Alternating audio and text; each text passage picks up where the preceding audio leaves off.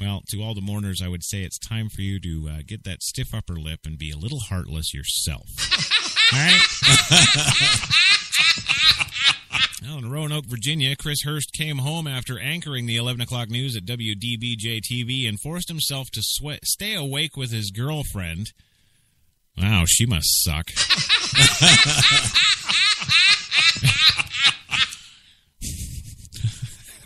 Yes.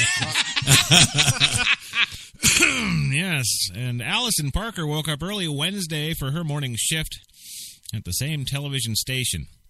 He wanted to make her breakfast and steal a few moments of time together with her sweet ass! Well, on this Wednesday morning, he said in interviews, Thursday, long before the sun rose, he cooked a cheesy scrambled eggs, blended a smoothie with mangoes, peaches, and banana, and laid out a bagel. You know what I call that? Yes. I call that excellent storytelling. Yeah. No, you didn't. You didn't, buddy. Don't even think. You were passed out. No, she was the workaholic and was up before the crack of dawn and off to work. You were sleeping till noon. Yeah. And if you want to honor her memory in the least little bit, get a job. Yeah. Well, Parker woke at 1 a.m. and left for work. As usual, 2 hours later on her way in, she texted him, "Good night, sweet boy." Yes, and Hearst said he went to sleep. He woke a few hours later to frantic phone calls urging him to come to the station. Come to the station. We're frantic. We're frantic. Well, while Hearst had slept, Parker, cameraman Adam Ward, and the local executive that they were interviewing would be gunned down on live TV by an angry former colleague they knew as Bryce Williams. Parker and Ward died. The executive, Vicky Gardner, would be gravely injured. The morning began for Parker as many mornings begin at a local TV station. Soft interview with local muckety-muck. Well before the morning news started at 5 a.m., Parker and cameraman Adam Ward set up at the Smith Mountain Lake for an interview with Chamber of Commerce Executive Director Vicky Gardner. At 5:10 a.m., Parker promoted her upcoming piece on live TV, noting that where she was and that she would do an interview. Morning anchor Kimberly McBroom recounted Parker and Ward made their first full report at 5:40 a.m., she said. Vester Flanagan, the former WDBGA it's just the BJ thing. WDBJ. Yes. There we go. Yes, reporter who appeared on air as Bryce Williams lived across Hirschberger Road from the station.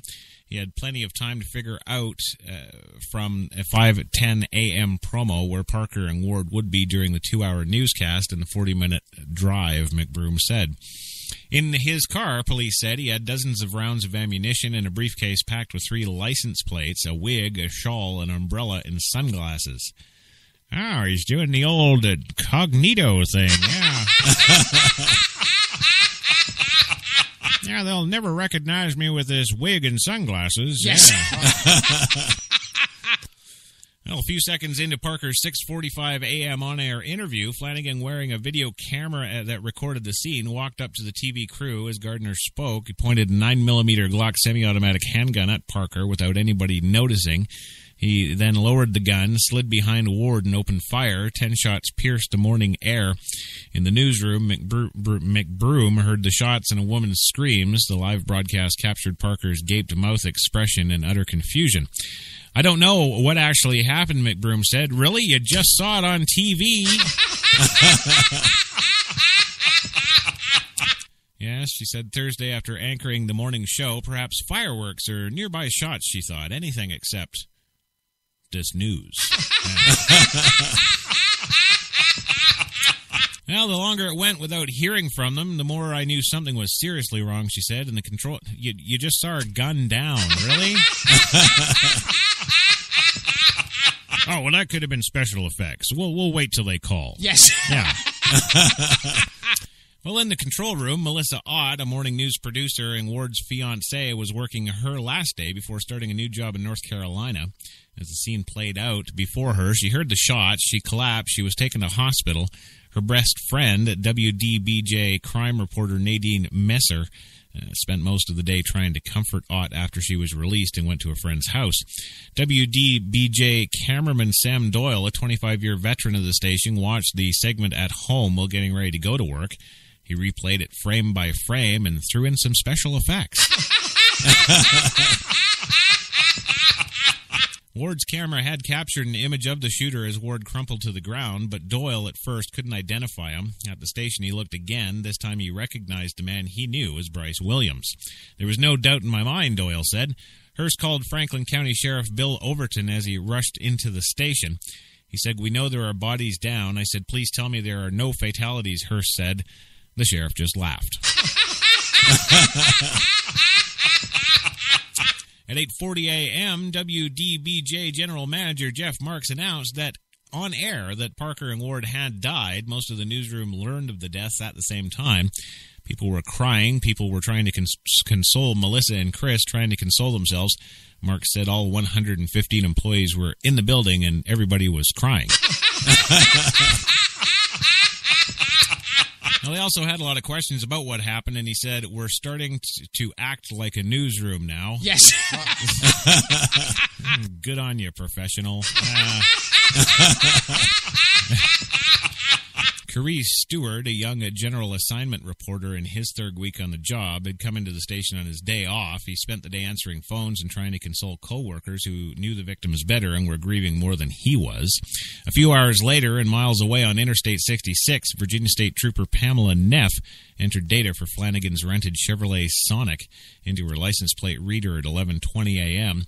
The computer spit out a notice that the car had been passed by not 3 minutes earlier, according to Richmond Time-Dispatch. And she drove through the traffic and spotted the car at 11:24. With more police cars in pursuit, Flanagan's car veered off the highway onto the median. Flanagan shot himself with the same handgun he used to shoot the journalist. Law enforcement officials said he died at Inova Fairfax Hospital in Falls Church. The station broadcast its newscast as usual at 5 p.m., dominating the night by tributes to the dead journalists. McBroom, on the verge of tears, returned to the anchor chair Thursday morning at 5 with guest co-anchor Steve Grant from sister station KYTV-TV in Springfield, Missouri. The Missouri station flew in staffers to fill the WDJB holes. It was like nothing I ever covered before, McBroom said. We've been through a lot of national nightmares, but this was our family. This was us. Yeah, well, it was still news. Keep working.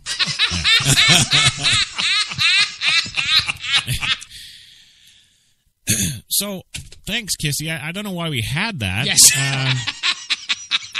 Minute-by-minute morons. There you go. It's just life, and I love doing it. I love doing these kind of stories anyway. Oh, yeah, me too. Me too.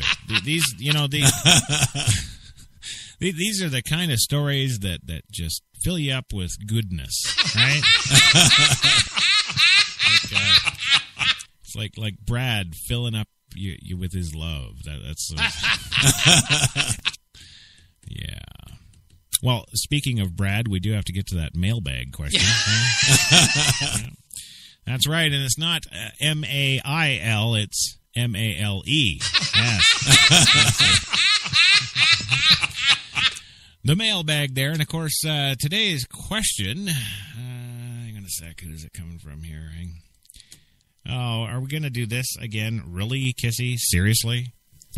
You know, maybe send it to me. Yes.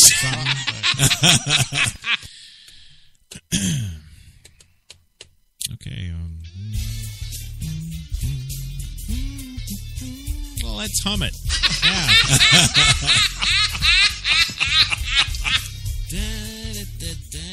Hey, we could even write lyrics. Yes. Yeah.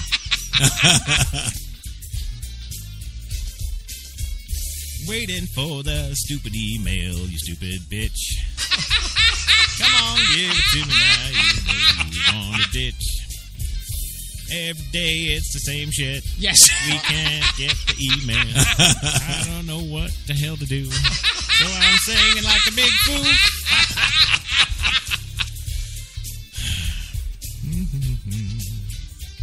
I wonder if we could pipe in like the elevator music.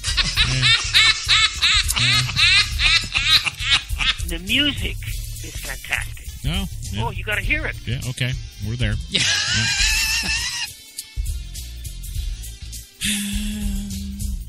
You're gonna get fired. Kissy Springer is out of here.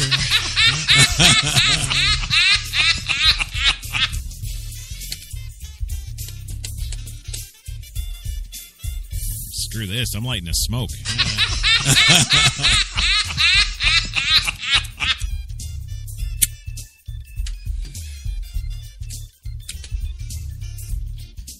I think she's talking on her cell phone.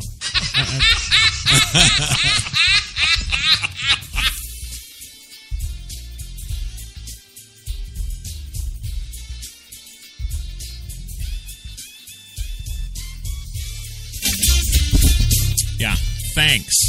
Yeah. All right. There we go. Okay, well, now that, what is it, 10 minutes gone by? Something like that. Yes, now I actually have the email question of the day for George Takei. There we go. Email comes to us from a gentleman by the name of Adam Stogner. Okay, Adam, thank you. He says that, George, he understands you have a lot of men around your house all the time. It's not just you and Brad. And it was like I said at the top of the show. It's like the Playgirl Mansion. Yeah. Anyway, his question today to you, George, is he understands that, with all those... Oh, really? Okay. With all those stallions... he says, you must have cups of semen everywhere.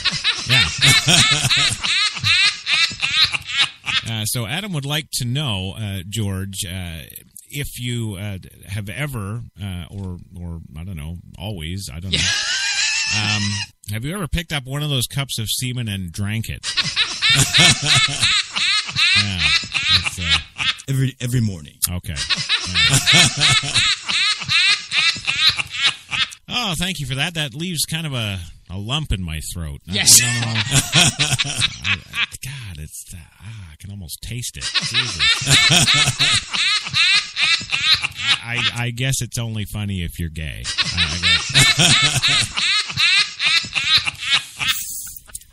Yeah. You know why, Chris? Because you're such a control freak, you don't want anyone to tell you what to do. No, it's more that I don't want to drink sperm. Yeah.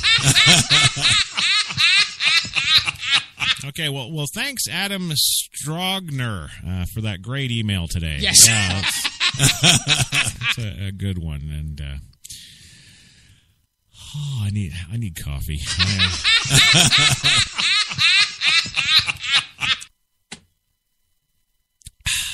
There we go. Did you, when you finish drinking the sperm, do you do you do that refreshing? Yeah. Yeah? I didn't think so.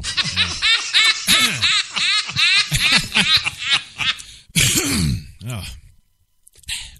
Got something in my throat now. I don't. Okay, let's get the hell out of here. Yeah, let's get the hell. Sex is only the tip of the iceberg. Yeah, it is, but you don't want it in your mouth. Yeah. Well, we've been telling you on this show for, pretty much close to a year now. Yes.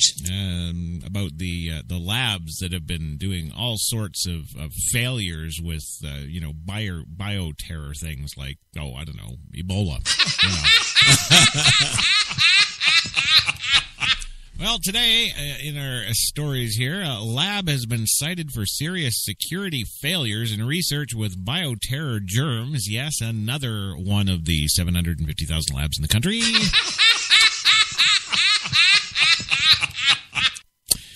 Yes, amid concerns about the potential of a laboratory insider unleashing deadly bioterror pathogens on the public, President Obama ordered greater scrutiny of workers with access to the riskiest microbes 5 years ago. The goal of the resulting regulations was to prevent something like the 2001 anthrax letter attacks, or worse, from happening yet again. Federal regulator... Still got that glass of sperm in my mind. Federal regulators have secretly threatened to revoke the permits, actually, of study of bioterror pathogens from at least 6 labs, including 3 operated by Brigham. Oh my God! It's bloody CEOs in here handing me notes and shit.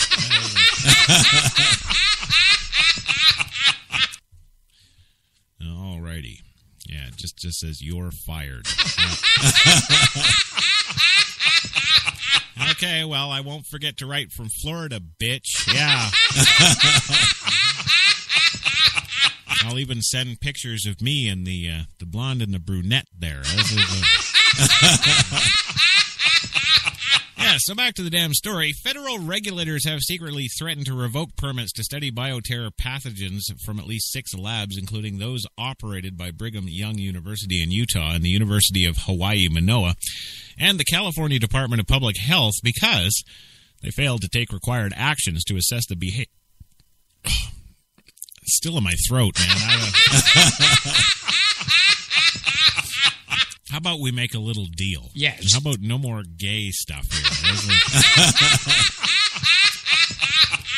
Yes, because they failed to take required actions to assess the behavior and trustworthiness of their workers, plus other kinds of safety violations, records obtained by us show. In a letter to Brigham Young University, regulators said last year that they had significant concerns whether its lab staff could work with potential bioterror pathogens in a manner which does not endanger public health and safety. California's Health Department lab in Richmond allowed unapproved staff to have key cards and let them into restricted areas, and failed to address safety issues over the course of the last 4 years, the regulators told the lab. The University of Hawaii, Manoa, was called out by regulators in another letter to the government, and the university tried to keep it secret for widespread regulatory noncompliance and a serious disregard for regulations of security, biosafety, incident response, and training. Issues included failures to implement suitability assessments of key lab staff, installing a security system but not making it operational. Yes, apparently the lab staff didn't understand how to use the respiratory protection at all and needed to prevent exposure to infectious agents. Officials at the 3 sanctioned labs that we were able to identify refused to be interviewed, but said in emails to us that the cited violations have been corrected. Brigham Young officials said their lab security and other violations involved in administrative and paperwork issues, such as simply failing to have language in their records documenting their procedures. We're working to identify the other 3 labs. Those names were removed from the letters federal lab regulators released under the Freedom of Information Act. How significant the security violations are is unclear because so much of the oversight of the labs working with select agents, the government's term for potential bioterror pathogens, such as those that cause anthrax, plague, and botulism, is cloaked in secrecy. The lab regulators at the Centers for Disease Control and Prevention refuse to answer questions. The Federal Select Agent Program, jointly run by the CDC and the U.S. Department of Agriculture, refused to release the names of more than 100 labs that have faced enforcement actions for a wide range of safety violations since 2003, even those kicked out of the Select Agent Program. The program cites a 2002 bioterrorism law as justification for redacting lab names from records released to us. The news organization has identified several of the labs through its reporting. The lack of public information makes it difficult to gauge the risks posed by the violations and whether federal inspectors are focusing on issues that have a real impact on improving safety and security, says biosecurity experts and policymakers. It's hard to say how this should be interpreted, said Gigi Quick Grovenall at the UPMC Center for Health Security. What? PP Quick Grovenall.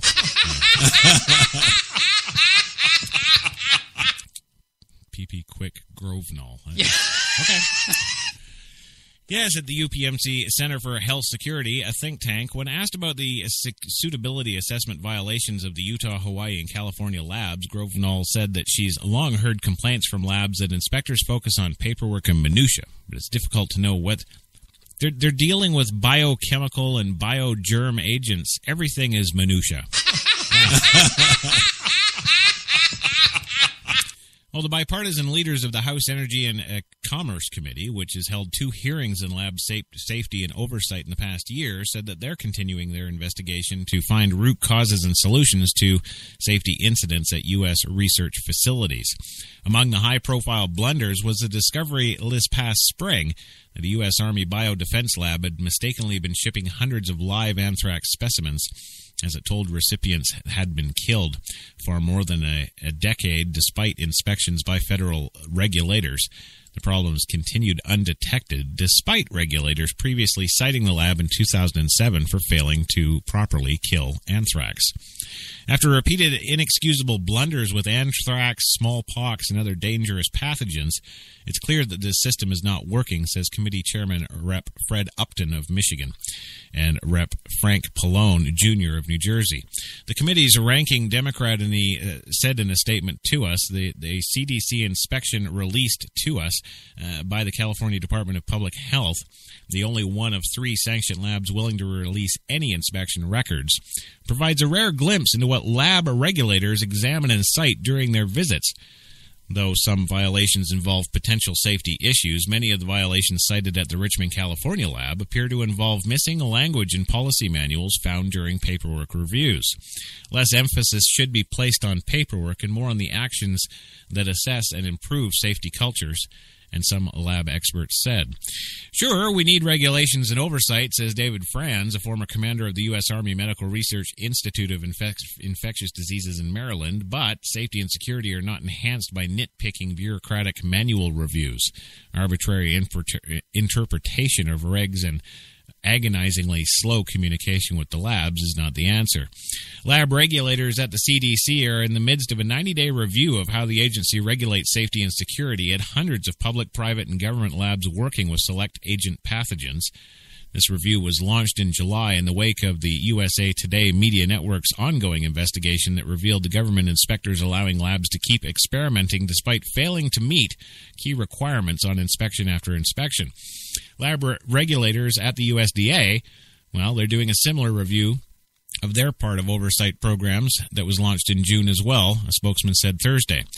CDC officials declined to be interviewed or to answer questions about their enforcement of the enhanced security regulations, many of which took effect in April of 2013 and require initial and ongoing suitability assessments of lab workers with access to Tier 1 select agents. This group of pathogens is deemed by the government to pose the greatest risk of deliberate misuse with the most significant potential for mass casualties or devastating economic effects. It includes the bacteria that cause anthrax, botulism, and the plague, and the Ebola virus and several other agents. Regulations require a variety of scrutiny enhancements, including evaluating unusual behaviors, incidents, or life changes among lab workers in ways that go beyond FBI background checks. They stem from an executive order signed by Obama in 2010. The Federal Select Agent Program cites the anthrax letter attacks in October 2001, which the FBI says were the result of a U.S. Army microbiologist, as an example of how deadly and financially costly the misuse of a pathogen by a lab insider can be. 5 people were killed and 17 others sickened. The contamination caused the anthrax letters disrupted businesses and closed parts of government, costing more than $23 million to decontaminate one Senate office building, according to the guidance document on the suitability regulations. The Postal Service lost about $2 billion in revenue, and there was up to $3 billion in additional costs to the Postal Service for decontamination and getting mail sanitizing equipment. Among the ways a lab worker could pose a threat, of course, federal officials say, a person with ill intent infiltrates a research facility under the guise of a researcher to steal, release, or divert dangerous pathogens. A person working at the facility is going, blah, blah, blah, blah, frickin' blah. Really? Okay, we got lab problems. Yes. I'm going to sum this up so we can move the hell on. We got lab problems. We've got idiots working there. Government's passing the buck, saying they're investigating. Yada, yada, yada, yada, yada, yada. Yes, and the health department has said in emails that it's cleared into federal performance improvement plans in March of 2014 that the lab was waiting to hear from the CDC on a release of the plan after completing the last requirement August 5th. Despite the CDC's situation, the department said that it had been conducting the required staff suitability assessment since the regulation took effect in 2013. The department said the issue involved not having the assessment guidelines incorporated into the lab security procedure manuals. The manuals have all since been updated, the department said. Well, there you go. The manuals are fixed. Everything's fine. Well, seriously, that should be it, right? Yes. Yeah. Don't worry about it.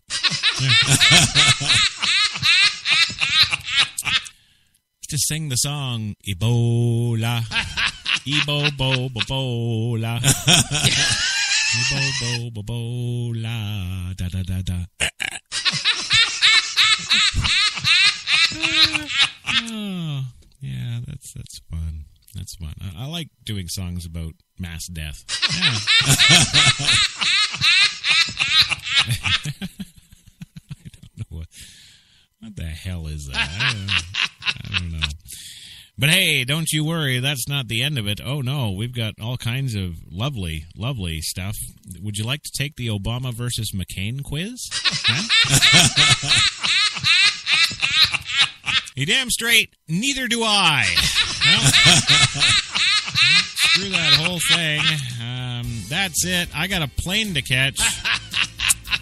Yes, I do. I'm heading to Florida for the Naked Girls.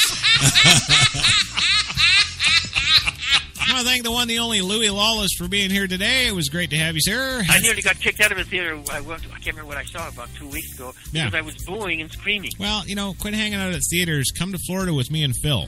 Yeah.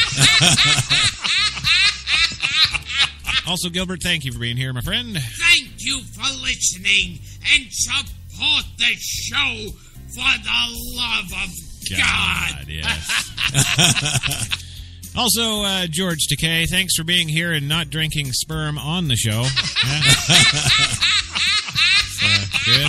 Good. I've enjoyed it thoroughly. Yeah. It has been a fantastic experience.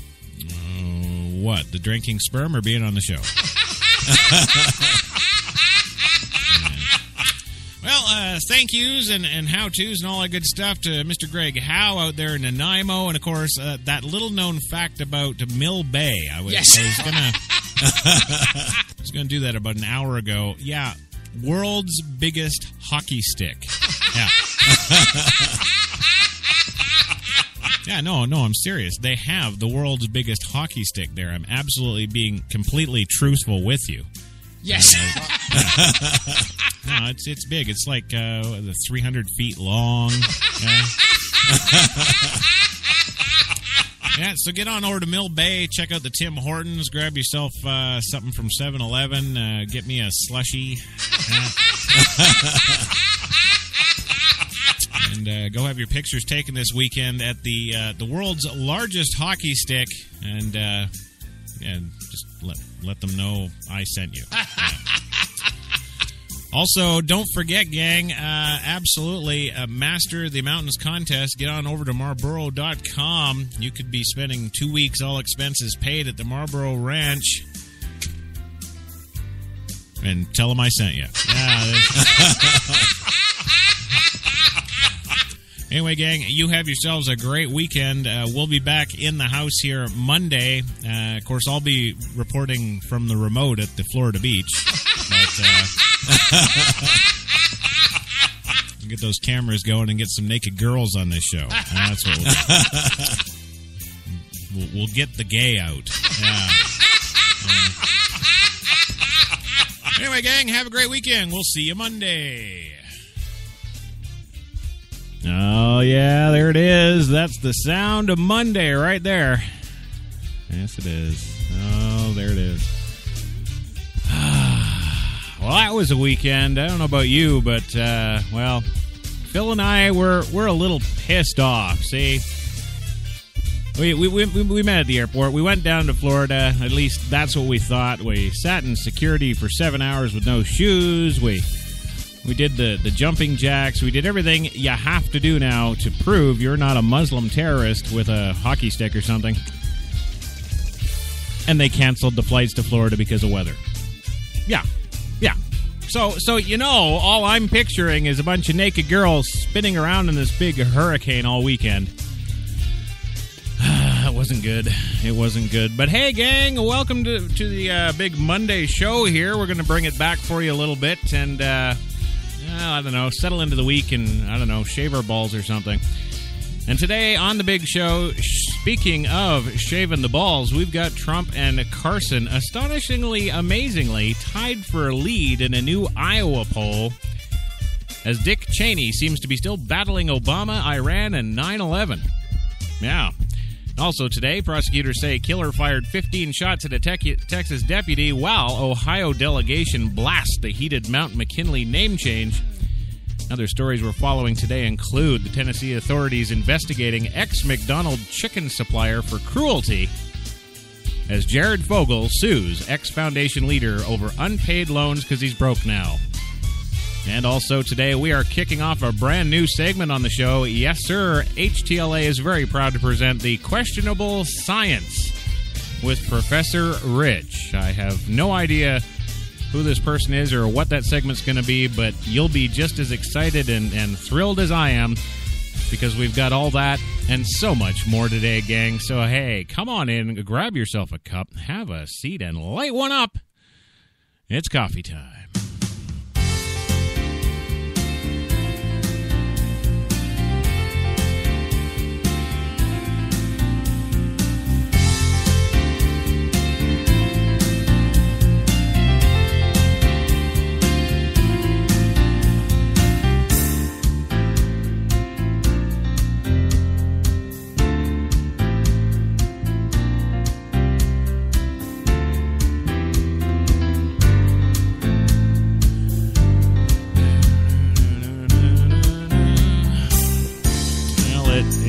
Hello, Kissy. Yeah, hi. Yeah, I'm talking now. Thanks. It is your coffee time, of course. Coffee and cigarettes, your Monday Mocha, HTLA Radio 1, New York's best talk, bringing it to you on this Monday, the 31st August, 2015. And 90 degrees in Central Park right now. 90. That's not bad for a day's work, is it? Nice and sunny and 90. That's right. Also, Phil DeYoung reports 82 in Grand Rapids with lots of sun.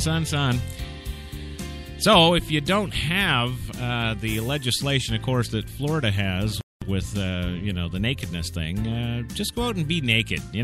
Think of it this way. The cops can't arrest everybody. It's the law of averages. That's right. Also today in the booth, pushing the buttons, making the show go, as always, is the one, the only Kissy Springer. And she's pushing the button, of course, on that pre-Sonus 2442 digital broadcast mixer. And you can go and push some buttons on those things, too. Head on over to presonus.com and check out the latest and greatest in professional audio excitement. Yes. And they have lots of lights, too. Yeah. Also today... yes, there's that sigh. That's right, it's the Tim Hortons sigh. This show is, of course, brought to you, as always, the fine folks at Tim Hortons, New York City, down with those 8 fine locations in the city. Serve all your coffee and baked goods needs.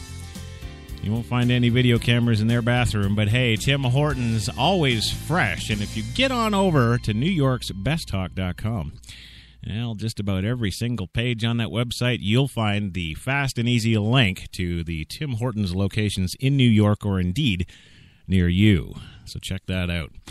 Lots of stuff to do today. All kinds of stuff. Crazy stuff, actually. Yeah, this whole Ben Carson suddenly tying Donald Trump.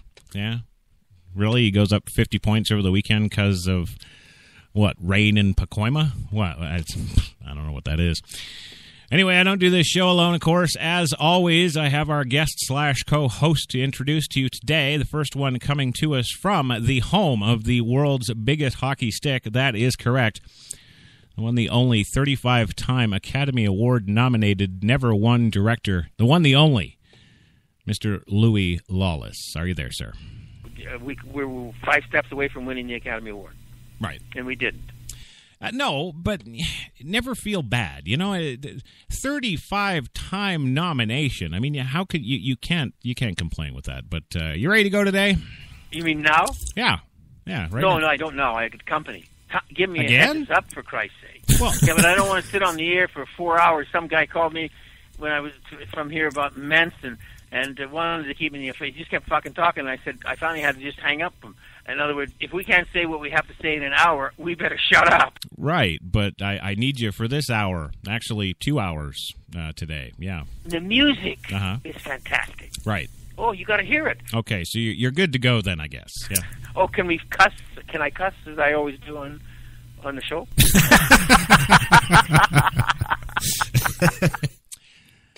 You go right ahead, sir. As I tell you every day, Kissy's got you on that 20-second delay, or not, and she will or won't, and it's completely out of my hands. It's about fucking time. Move on. Okay, see, she got you that time.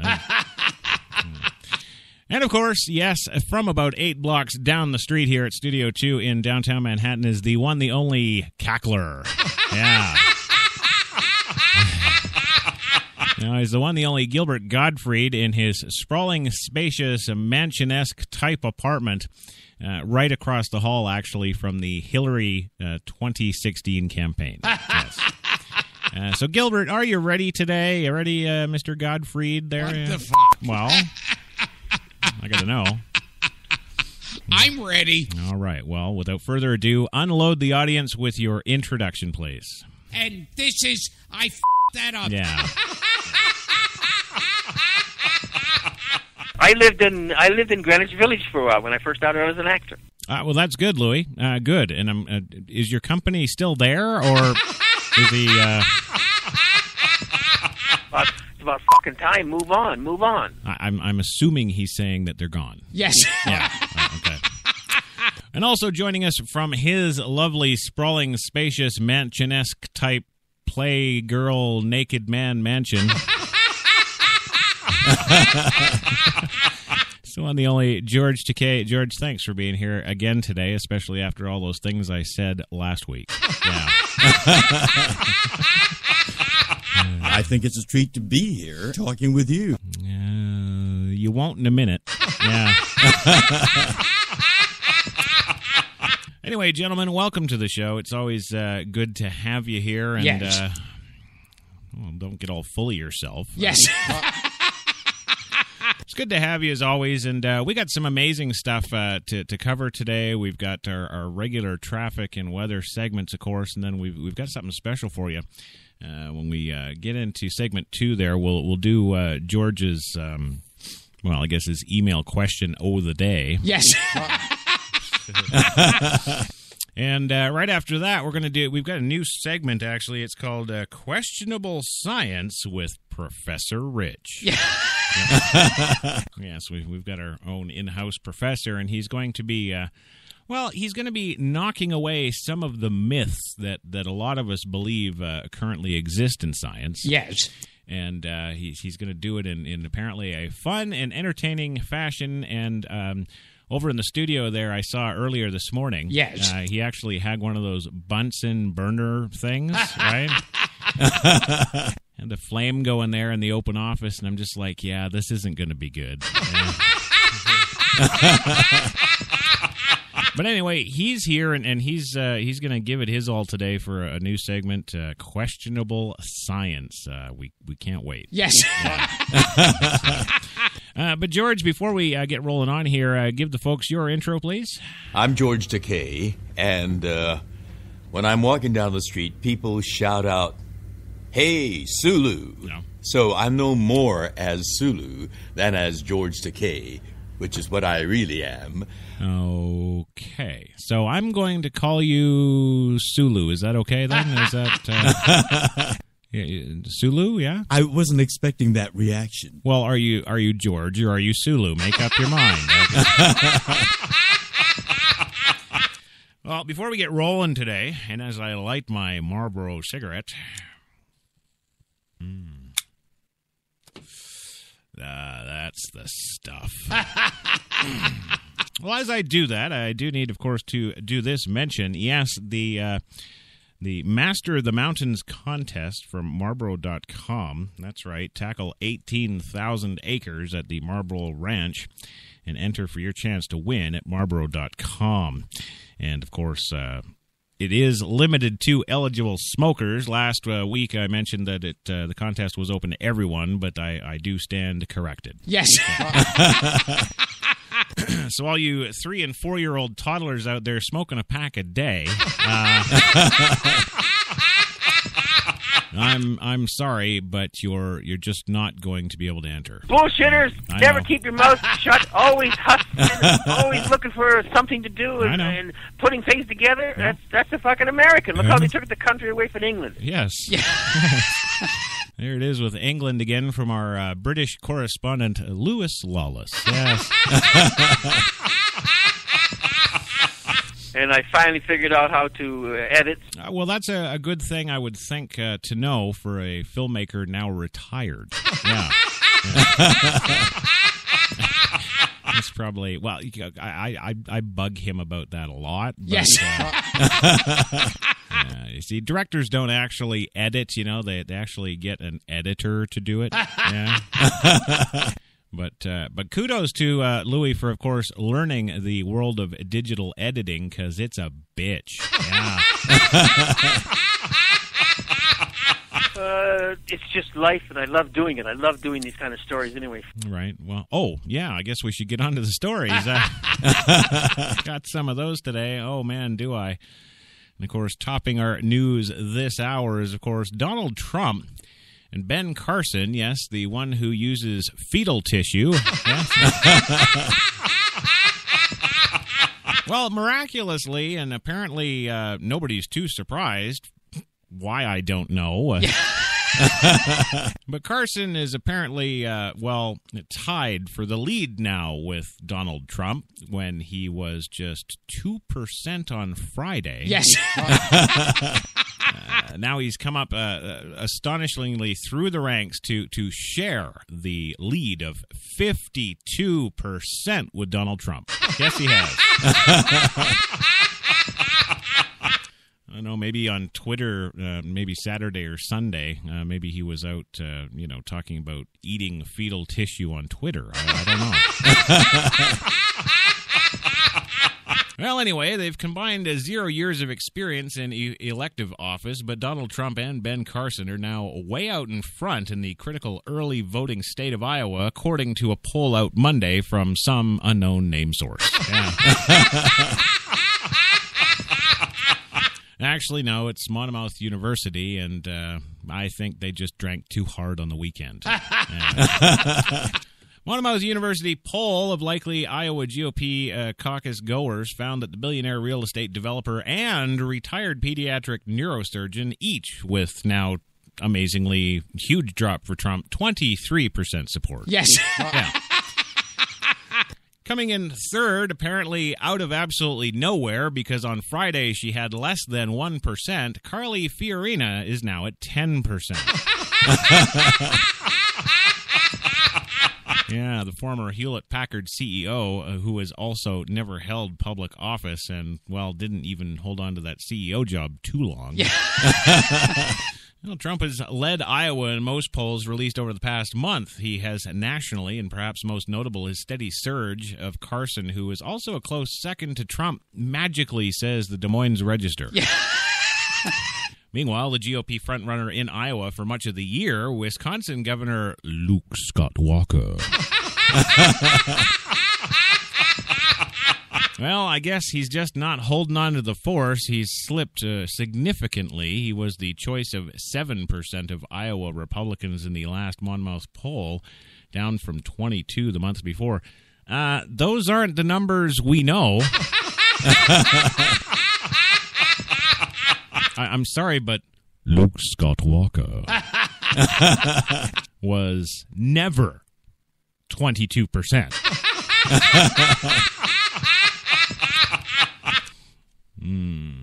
Am I getting the sense this story is completely made up? Yes. Am I? Yeah. Well, the results mark a significant shakeup in the factual numbers. Yeah. Yes, the Monmouth, Iowa poll taken before the first debate. Patrick Murray, the director of the university's polling institute, said, "Dude, we had a kick-ass party on the weekend."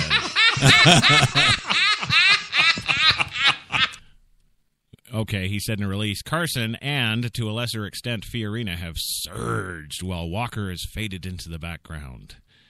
Well, please, Patrick Murray, tell me how these two idiots with less than 1% have surged. I mean, how do they do that? Yes. 1 minute you're in the toilet, next minute you're right up there with the guy who's been holding 52% for the last 3 months. Come on. And really, like, I know that the herd is crappy. Yes. But, picking Fiorina for a huge surge? Come on! No way! What kind of crack do they smoke at Monmouth University? My film, Unrepented, did very well in Europe. Yes, but I can tell you that, Carly Fiorina and Ben Carson would do about as well in Europe as they do here, which is not 23%. No. Well, rounding out the field, of course, our Texas Senator Ted Cruz at magically 9%. And former Florida Governor Jeb Bush, who was at 0.8 on Friday, now magically, they must have Lucky Charms as a PAC. You're magically winning. Yes, amazingly, through some alien intervention. Yes. Yes, Jeb Bush is now at 5%. Yeah. Ohio Governor John Kasich and Florida Senator Marco Rubio at 4%, and Kentucky Senator Rand Paul at 3%. You sure you guys are going to stick with that number? Because... Well, whatever. My job's done. I told it to you. If they're lying, it's not on me. Yes. It's about fucking time. Move on. Yeah. Well, moving on today, we've got a kind of an interesting story that I couldn't actually believe when I saw it, then the write-up that Kissy handed me. Yes. Dick Cheney. Apparently still battling Obama, Iran, and 9/11. This kind of strikes me as a little odd because, well, he never battled 9/11. No, that's the little thing that he and his Monsanto cronies. Yes. That's a little thing they got together to, throw the stocks through the ceiling at Halliburton. Yeah. I don't, okay, I'll read it. Well, in McLean, Virginia, with the anniversary of September 11th attacks next week, Dick Cheney argues that the United States is in a more precarious and perilous position now than it ever was when terrorists struck New York. Oh, that's right. You gotta get out there and be a scared again, America, and spend more money with Halliburton. Yes. Yes, since 2001, yes, we're in a more perilous position, and he places the blame squarely on a guy who, I don't know, where was he, in Oahu in 2001? Yeah, he places the blame on President Obama and his leadership. Now don't get me wrong. Yes. I think Obama is a total cow tit. No, an absolute cow tit. I have no qualms in saying that. One big black tit. Yes. But Cheney's on some kind of magic crack. Because...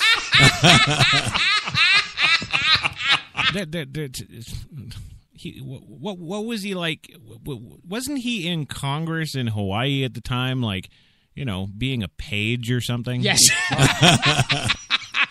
Well, Cheney is particularly scornful of the Iran nuclear deal that Obama sees as the most significant foreign policy achievement of his tenure. Quote, a cooked-up deal, Cheney scoffs in an interview with us today at his home in suburban Virginia. About 10 miles away from the White House, actually. A travesty, he says. He does not feel constrained by the unwritten tradition that presidents avoid criticizing the administrations that succeed them, and he should shut his frickin' face. But does he? No. Yes. No, in a 324-page broadside being published by Simon & Schuster on Tuesday, Cheney and his daughter Liz blast Obama for pursuing policies they view as a retreat from decades of bipartisan global leadership by American presidents. In Exceptional, Why the World Needs a Powerful America, the authors liken the Iran deal to an infamous Munich Agreement in 1938. That, of course, sought to appease Adolf Hitler as the world headed to war. They make no apologies for the comparison. Some will find outrageous. It's completely justified, declares Liz Cheney, former Deputy Assistant of the State in the George W. Bush administration. Then there's the 2016, an election that the Cheneys argue ought to focus on the need to rebuild the nation's military and strength, just like Donald Trump says. Well, despite his long-standing ties to the Bush family, he served the elder President Bush as defense secretary, the younger President Bush as vice president. Cheney says he's not ready to endorse Jeb Bush, at least not until he gets out of 1%. Yes, Jeb's a good man, he says. I thought he was a good governor of Florida, Cheney says. Even so, he's got to go out and earn it the same way everybody else does. Bending over for the lobbyists. Well, now at age 74 and 3 years after a heart transplant gave him a new lease on life, Cheney isn't given to self-doubt or worried about making friends.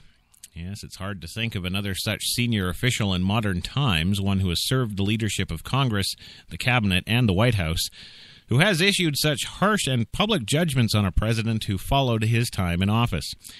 That has helped make him a hero to hawks, a target of late-night comics, a foil for Democrats, and a controversial figure who is held at arm's length by his own party's current field of presidential contenders.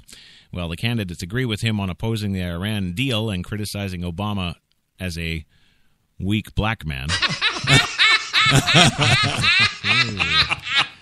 Yeah, they are more likely to cite Ronald Reagan as a role model. Several candidates have said that. Knowing what we know now, they wouldn't have supported the 2003 invasion of Iraq that Cheney lived, breathed, and still does. Well, Cheney flatly dismisses the analyst that the invasion of Iraq and the toppling of Saddam Hussein opened the door to turmoil in Iraq and the region. Guess he doesn't get the newspaper. Yes, and ultimately the rise of the terrorist group now that calls itself the Islamic State. I don't believe it, he says. We had Iraq in good shape until Obama withdrew all the forces. He didn't... retreated who? Come on, the whole problem I have with this man is 30 days after inaugurating, yes, he sends another 70,000 more. Come on. Yeah, but he withdrew those forces. Yes. And refused, I should say, to leave a stay-behind force that would have been able to support the Iraqis. Yeah, Dick, did you not see the videos of the American forces trying to train those idiots? Well, the White House blames the Iraqi government for refusing to sign an agreement that would have permitted a residual U.S. force to remain. Now, Cheney says, the United States should be prepared to do what you have to do to defeat ISIS, including a significant deployment of American ground troops if that's what it takes. Wow. I think he masturbated all the way through Vietnam. Yeah, I really do. I just don't. I don't see how you can. Yeah. You know how to spell my last name on the check, right? It's Louis Lawler. Yeah. Why don't you go visit Dick Cheney and see if he'll... Yes.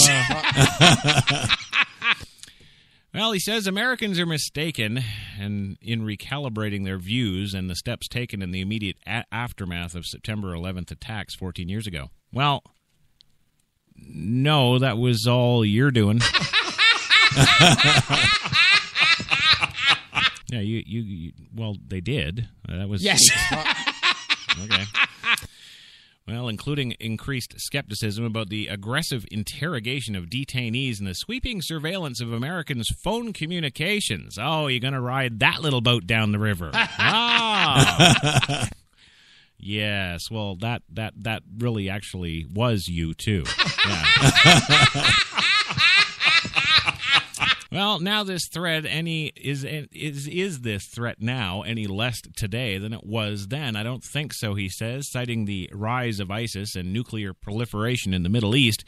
We're foolish to be stripping ourselves of the capabilities we need in order to protect ourselves against a future attack. Well, don't worry, Dick. You can sleep easy tonight. We're letting all kinds of gays and transsexuals in the military to defend us. Well, they were interviewed Saturday at Dick Cheney's elegant home in McLean, Virginia. His dog, Nelson, pads underfoot. Liz Cheney, now 49, launched a challenge to Senator Mike Enzi for the Republican nomination in Wyoming in 2013, then withdrew from the race for family reasons. At some point, she says she might consider another political bid of her own. She has inherited her father's hardline outlook on the world, and unfortunately his looks, too. Without endorsing any particular Republican presidential contender, she calls it, quote, a great field with many possibilities of qualified people. And her assessment of the Democratic candidate Scooby-Doo, yes, Hillary Clinton, is as harsh as the one she gives Obama. She cites the 2012 Benghazi attack in Libya that left 4 Americans dead, and the fact that she acts black. Well, there are still significant questions to be answered about what happened, Liz Cheney says, and I think it raises significant questions about her fitness to serve and to lead.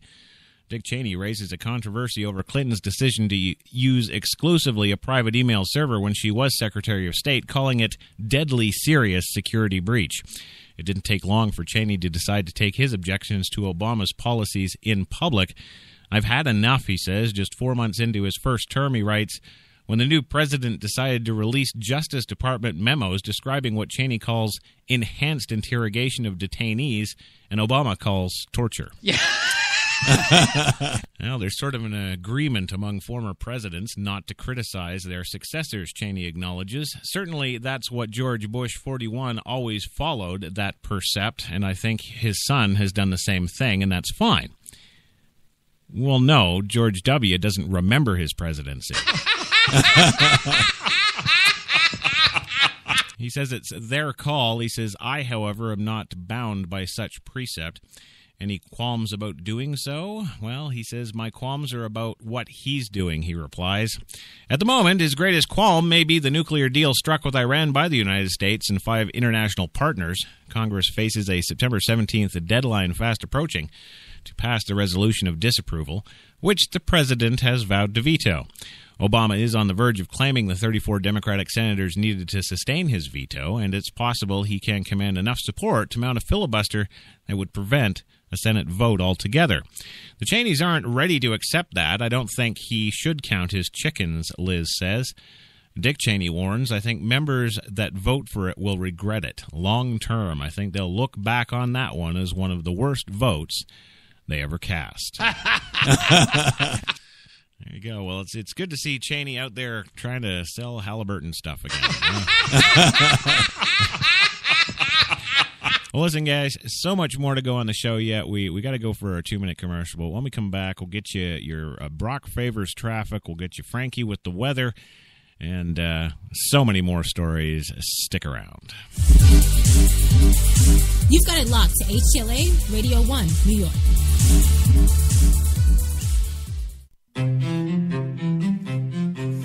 What if there was a coffee that was sourced from some of the world's most renowned growing regions, abundant with rich, fertile soil?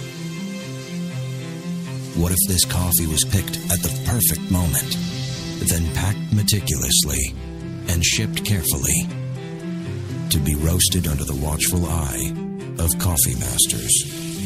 What if it was expertly blended, ground, and sealed ensuring maximum flavor and freshness. Then brewed in small batches and always served fresh within 20 minutes, just the way you like it. Now, what if this coffee just happened to be the coffee you already know and love?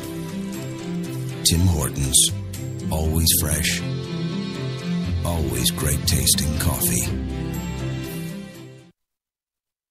Automatic freshness, softness, and static control has never been easier with the Bounce Dryer Bar. I just stick it to the inside of my dryer, and I never have to remember. Old Spice body spray makes you smell like power! It's so powerful it sells itself in other people's commercials.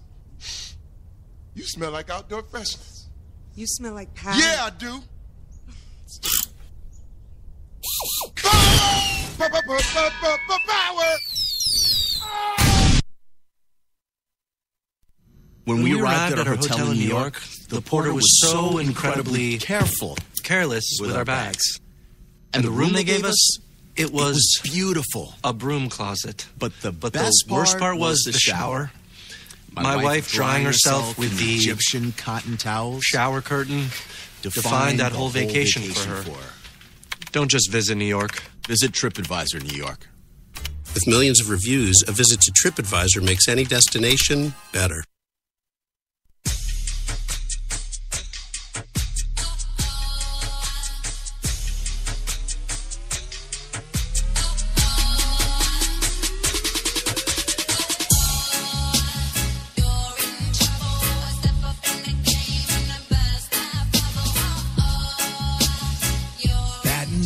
Glasses. White Rum has a new captain. Introducing the all-new Captain Morgan White Rum. 5 times distilled for a smoother taste. We're New York's best talk radio, HTLA Radio 1.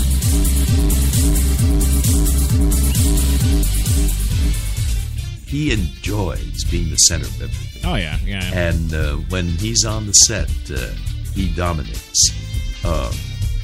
You may have heard about some of the difficulties that cast members had. No. We might be preparing a scene where it'd be a close-up on you. Right. And then it would shift to Bill. And then you'd see Bill in a whispered conversation with the director. Yeah. And the setup was changed. And it was on Bill, and you were the off-stage voice. Right. And so things like that, sometimes has a way of rubbing you in one direction. But, Captain Kirk is a Bill Shatner creation. Right. It's his metabolism. I mean, he vibrates Captain Kirk. Uh-huh. And so it's, Bill's unique talent, energy, and persona that made Captain Kirk the kind of character that he was. All right. So it was fun to watch him act. Oh, I Some could of have. those scenes that he did. Sure. Just inspired. Wonderful acting. And in television, you don't get to rehearse that much. No. So to see an actor be able to produce and then have a second take, and there it is again. Right. And it's a little different, and it's a little bit better. It's he was fascinating to watch. Sometimes difficult to work with. Okay. All right. I did not sleep with him. No, look, during the commercial, nobody even asked you about Shatner. Yeah, no. You just keep bringing him up over and over. Yes.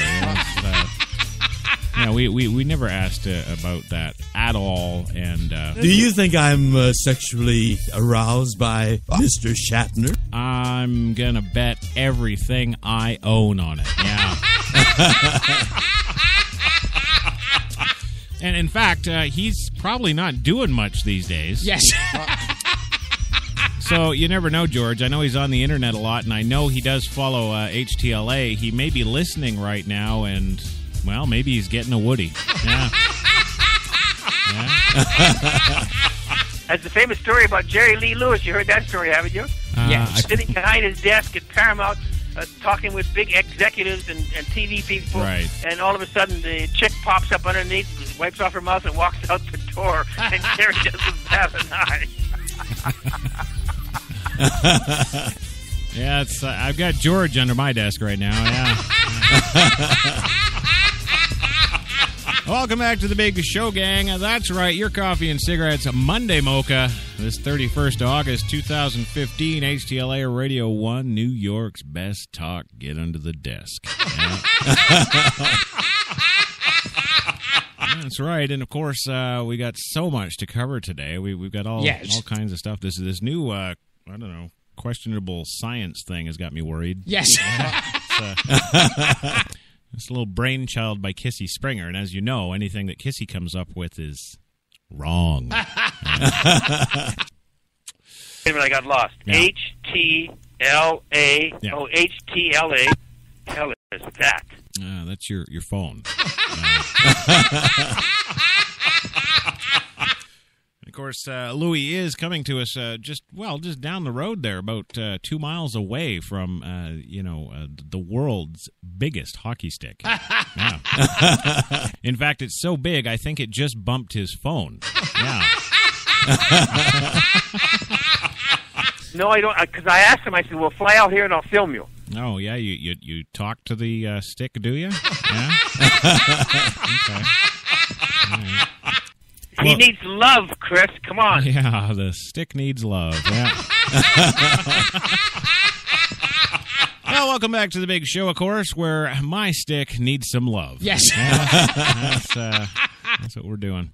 Moving on today, of course, we do have to bring you HTLA's Traffic 1 copter there with the one, the only Brock Favors in your HTLA traffic for today, the 31st of August, 2015. And the one, the only Brock Favors are NAACP obligatory black hire. That's the... We've got him here, so before I screw up the intro any more than I probably already have, let's go to Brock in HTLA Chopper 1. Brock, take it away. Hello, everybody out there. This is Brock Favors with Traffic on the Ones. Chad Armstrong is out sick today, so I am filling in for my usual land reports, and I'm up here in the chopper, but I got to tell you guys, I am loving the view. Oh, my God! No, stop! Oh! Whew. All right. Well, we are over the 10. It is massively clogged down there like a pint of maple syrup on a cool November morning. And we do, oh, goddamn, we're gonna die in this mother. Oh, my God! Woo!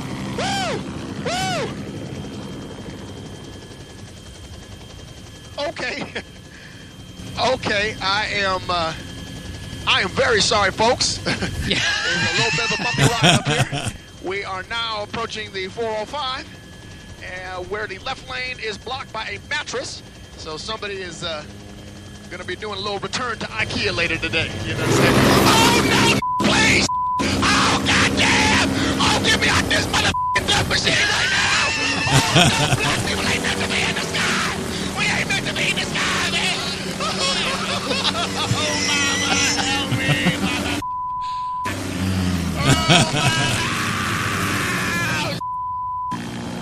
Well, the 405 is up right now. Ain't nobody going down this. I'm sorry. I'm sorry. I'm very sorry, folks. I'm very sorry, but I'm losing my up here. Actually, you have every right to. We're about to crash.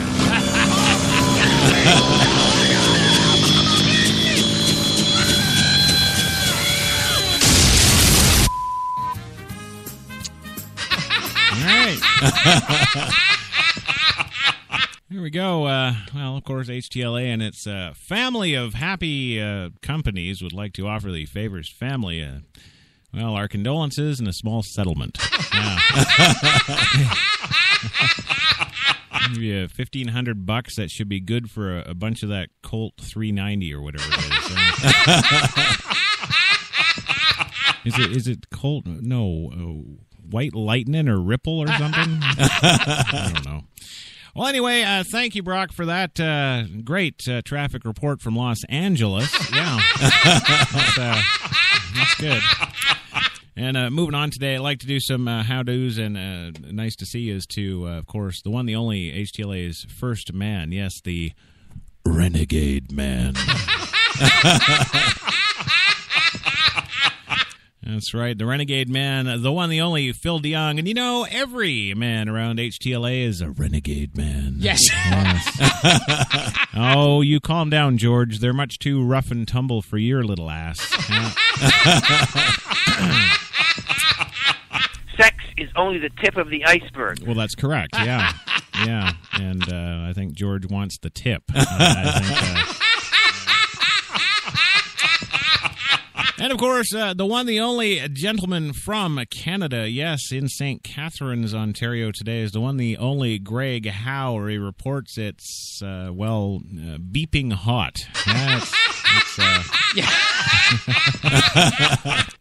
He's hot, and he's pissed off today, of course. Yes. He's lost his sunglasses. And, yeah, geez, can we help him out with some of those knockoff Ray-Bans? Can we...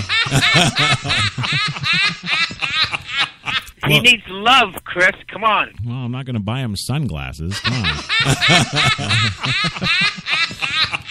No, that's okay. Good to see you, Greg, as always, and thanks for being here today. It seems all the women of HTLA, yes, our bevy of big-titted beauties, are just too effing busy today. So, I don't know. Yeah, of course, George is laughing because he's thinking, oh, they'll get so horny, they'll take me. Oh, my. Oh, no, saved by the Texan. That's right. Yes. Yes, just this moment in the HTLA live chat room, of course, the one, the only Sharon Chesley from Texas, our big-titted babe from Texas, is in the house getting felt up. Yes. There we go. So we're I think it should be short and sweet. I think she's fairly tall, about 5'10", 5'11". Yeah. Well, whatever. If not, she's a nice little package, and she's firmly peed on by Dave. There you go. And,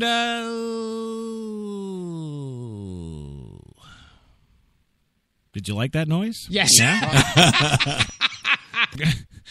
I don't know. I had actually a couple of folks this morning. Actually, I was coming into work, and there was some people at the reception desk, and they were talking. And when I came in, they stopped talking. Right? No, they stopped talking, and I thought, oh, okay, they just don't want to be around when I rape Frankie's mouth, right? So, oh, yeah, Sharon. Sharon's actually saying in the live chat room there that she can honestly say nobody's ever said she had big boobs before, and that's kind of my fault. Yes. All the pictures that I see of her, of course, on the Facebook, right? Yes. Well, she really doesn't, but I blow them up in my mind. Yeah. So Sharon, you've got a great set. Thank you. Yes. But, yeah, what the hell was I talking about? It's about fucking time. Move on. Move on. Okay. All right. I don't know. It was something good. Oh, yeah, when I came in this morning. Yes. Yeah. I came in, and these people were talking, and they stopped talking. And yes. I was just like, oh, yeah, they think I'm going to rape Frankie's mouth. All right. So I'm thinking they're going to make a beeline for this, but I heard some of the girls in the office talking a little later in the day. Yes.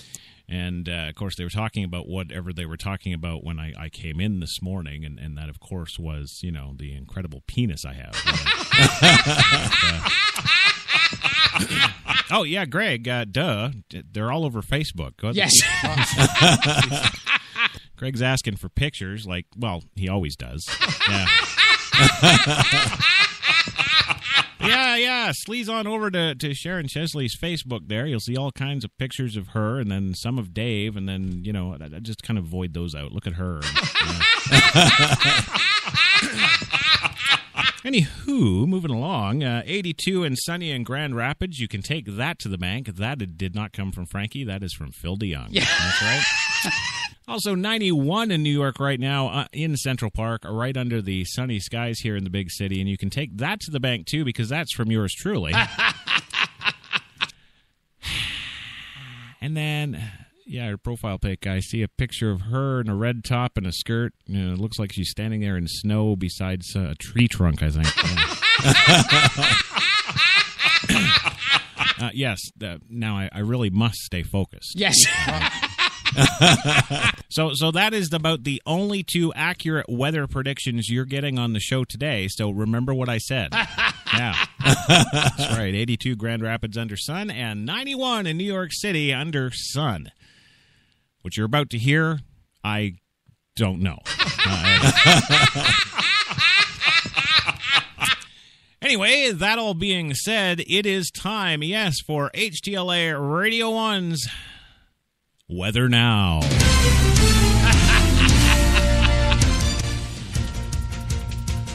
Yes.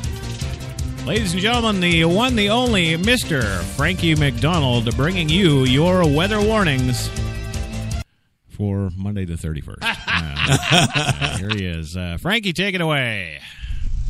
This is Frankie McDonald, my own TV station live in the Network Park. Attention, citizens of California. Attention, citizens of Oregon. Attention, citizens of Washington. Attention, citizens of Vancouver, British Columbia, Canada. Earthquake warning. California. It's going to be 9.0 or greater magnitude. People in California, you have to be prepared for a major earthquake. It's going to occur in September 2010. The earthquake will be so powerful in California, it may destroy lots of houses. Yes.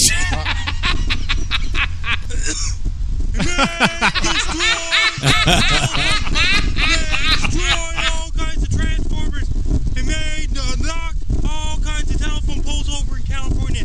People in California, be prepared. Have your medical kits ready. Have your everything ready.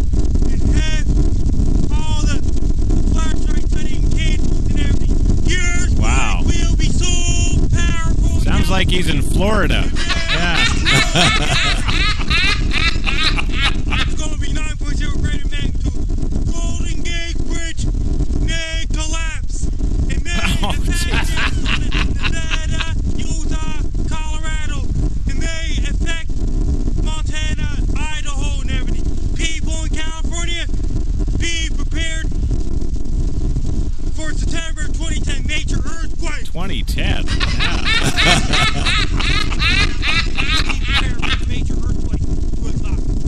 Frankie, you sound like you're in some sort of quantum shift. Get the hell out of there. He's gone back in time. Yes. I don't know what the hell is going on here. You mean now? Yeah, right now. No, I don't know. It's company. Give me a heads up, for Christ's sake. We're trying to tell you, get out of there. There's a quantum shift. Don't pack up the dog. Don't get in the car. Run. I don't know what the hell that is. Yes. Was it just me, or did he sound like he was in a hurricane? God, the poor guy. He needs love, Chris. Come on. I know. You got to dispense more love from yourself. All these people are hurting here. Yeah. Well, they're going to be if they get in that quantum shift. What the hell that is? I mean, I saw him this morning. Yes. You know, he was here. He looked fine. Now he's in some sort of, I don't know, he's gone back to Cybertron or something. Well, anyway, as always, thank you, Frankie McDonald. Yes, HTLA meteorologist extraordinaire, for giving us that 9.2 earthquake warning from, I believe he said 2010. Yes. Does anybody remember a 9.2 in 2010? No? No. He must be in an alternate dimension. McDonald in billions of realities. Wow, okay. The music is fantastic. Yeah. Oh, you got to hear it. Oh, did you hear music in that rumbling? Yeah? Can you give me any help for $25,000? Not in this quantum reality. No. But, All right, go a half an hour. Do I get $50,000? Oh, wait a minute. Maybe. Yes. Yeah. We're in this quantum shift. We're in an alternate dimension, one where people actually listen to this radio show. All right, Louis, tell us what the hell you need all the money for, please. I need to try and raise $25,000 to enter in the Academy Awards. Right. And I think it's a fantastic risk because we have a tremendous chance. There's about 200 members that vote on it, and they all you have to give them a DVD now. Okay. Well, if you can get all of those voting members down to the coordinates, I believe he said at the Golden Gate Bridge. Yes. We'll just chuck them into the vortex, and you'll get your money. That's what we're going to do. We're 5 steps away from winning the Academy Award. And we didn't. Well, yeah, that's here and now, but in the alternate realities... In the alternate realities, my friend, you won. Yes, you did. You won, and you got you got married to Sharon Stone. Yeah, and she did that leg crossing thing for you. Yes. Yeah. And speaking of leg crossing, I'd like to welcome the one, the only Leanne Thomas to the live chat room. Oh, no, Gilbert, you have no idea. Yes. No, you have no idea. I went and listened to Rick's Weekend Edition. Yes. Yes, it seems our Miss Thomas gets around. Yes, apparently she's going to be meeting up with Rick from the FU Network. Yes. Yeah. That's right. Rick and her are going to be getting together in November, apparently, for some sort of quantum shifting. Yeah? I don't know, but I'm sad now, of course, yes. Because I had such high hopes of her coming to New York City and becoming the actual professional HTLA weather girl. Yes.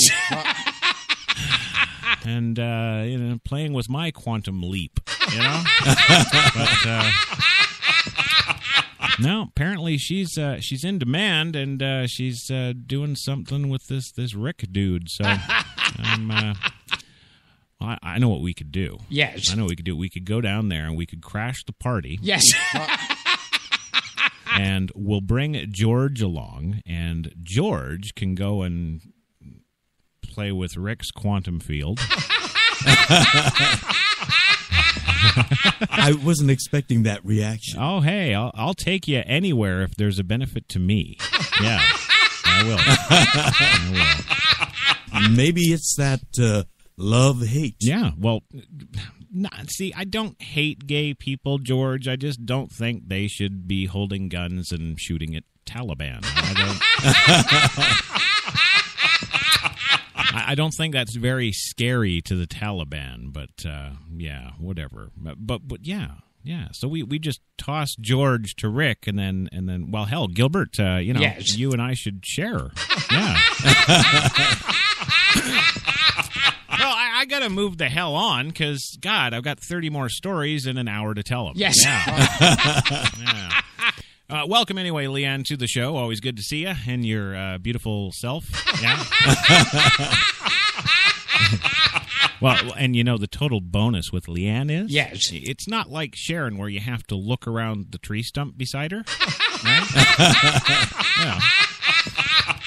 No, Leanne's just got this one profile picture that's kind of hazy and mysterious. Yes. Right? So you can kind of see her face, and it's a really soft kind of lens. And, yes. And over to the left side of the frame, you think, oh, yeah, there could be massive boobs there.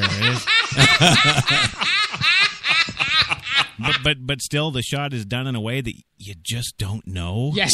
I don't know, Rick. You might be in a world of hurt, man.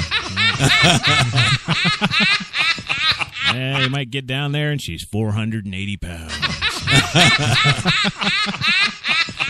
I nearly got kicked out of a theater. I can't remember what I saw about 2 weeks ago because I was booing and screaming. A theater? Oh, okay. Yeah, moving on. Yes. Well, yes, prosecutors today, killer fired 15 shots at a Texas deputy. Yes, they did. The man accused of fatally shooting that Texas deputy sheriff execution style at a Houston area gas station was arraigned today on capital murder charges. That would bring the death penalty. Also today, Governor Greg Abbott ordered Texas flags be drawn to half-staff to honor Harris County Sheriff's deputy Darren Goforth, 47, who was shot in the back of the head after exiting the station's convenience store Friday night.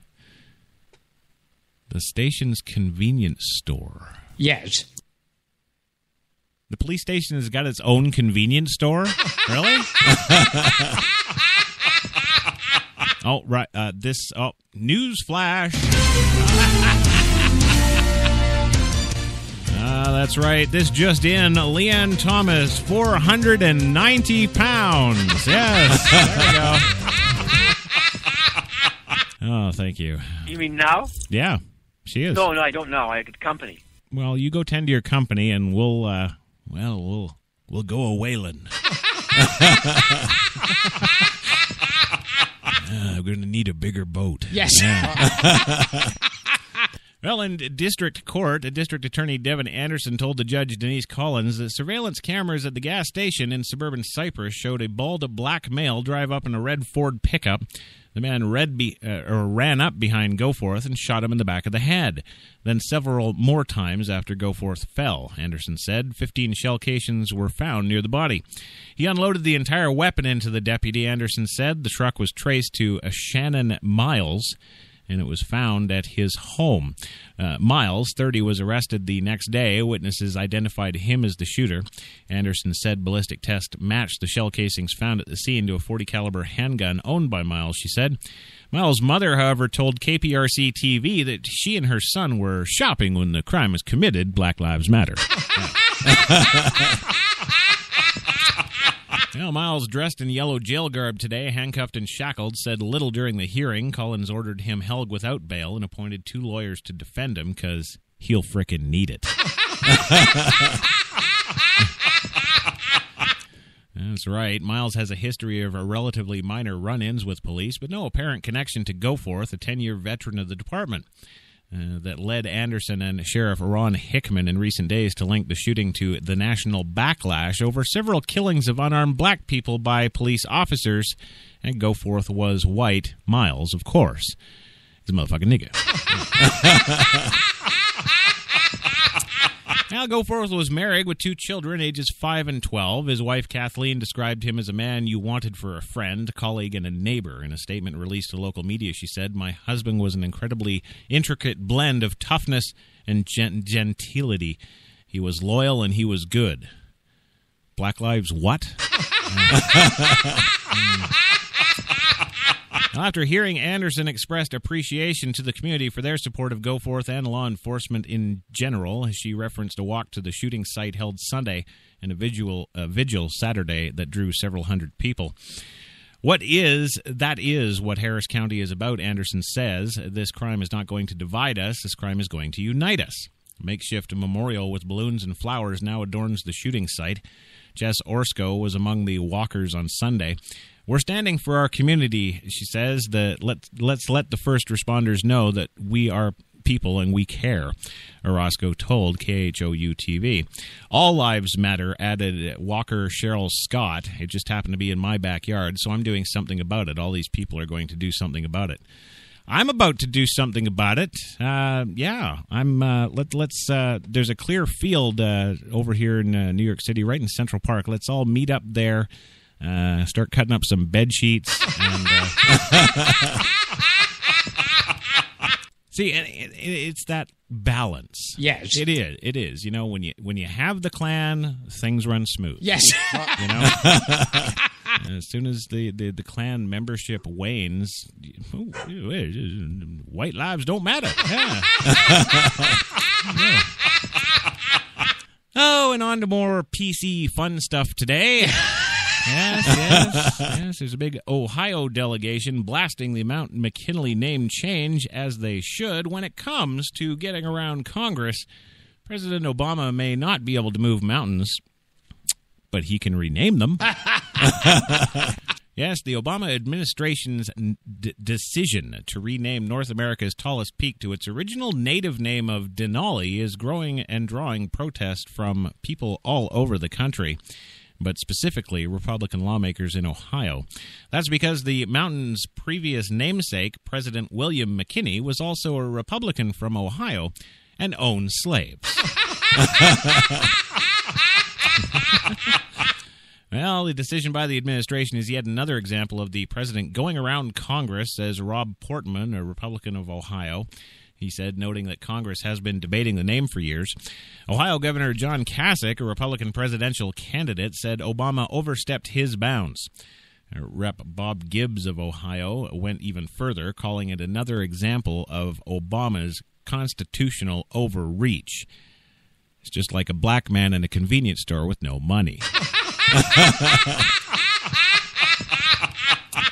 President Obama has decided to ignore that comment and acts of Congress in unilaterally renaming Mount McKinley in order to promote his job-killing war on energy, Gibbs said in a statement Sunday. This political stunt is insulting to all Idahoans. Obama timed the announcement to coincide with a 3-day trip to Alaska to highlight the problem of climate change. Yes, look over here.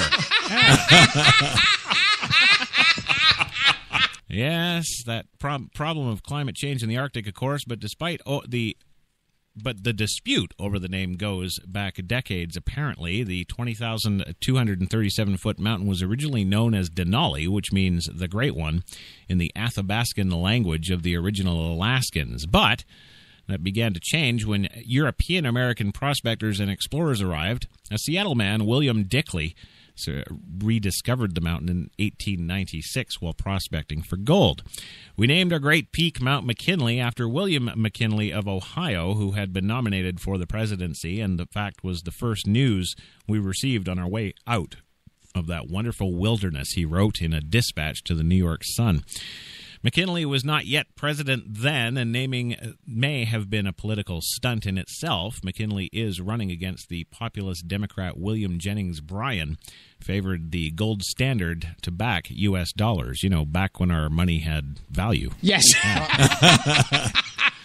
Well, that name was formalized in 1917 when President Woodrow Wilson signed the Mount McKinley National Park Act, which required the park to be dedicated and set aside as a park for the benefit and enjoyment of the people under the name of Mount McKinley National Park. But another law passed in 1947 gives Sanctuary of the Interior and the broad geographic names the power to provide a uniformity in geographic nomenclature and ornithology throughout the federal government. Oh, I'm surprised they're not naming it Mount Black Lives Matter. There we go. Well, the Alaska government first petitioned the Interior Department to change the name to Denali back in 1975, but because the Board on Geographic Names deferred to Congress if a name was under consideration by the lawmakers, the Ohio delegation was able to prevent a name change for 4 decades simply by introducing bills to keep the McKinley name, even if those bills were never passed. Friday, Interior Secretary Sally Jewell said the impasse has gone on long enough. In her order issued Friday, she noted that McKinley never stepped 1 foot in Alaska. What the hell has that got to do with the name? Well, Speaker John Boehner, who hails from the opposite corner of Ohio, said he was disappointed in the decision. There's a reason President McKinley's name has served atop the highest peak in North America for more than 100 years, and that is because it's a testament to his great legacy, Boehner said in a statement. These are just black people who are pissed because their name's not on it. Well, he recited McKinley's record, which included service to the Union Army and in the Civil War, elections to the House of Representatives and the Ohio governorship. And he led his nation to prosperity and victory in the Spanish-American War, and the 25th President of the United States, Boner said. It's unclear what Idahoans can do about the decision. Gibbs said that he would work to overturn the decision legislatively. Portman said he would ask the National Park Service to find a way to preserve McKinley's legacy somewhere in the national park that once bore his name. The issue is not strictly a partisan one either. Ohio Democrats, too, have introduced bills over the years to retain the McKinley name. And Senator Lisa Murkowski, Republican of Alaska, while critical of Obama on energy policy, praised the decision to rename the mountain by saying, "For centuries, Alaskans have known this majestic mountain as the Great One," she said in a statement Sunday.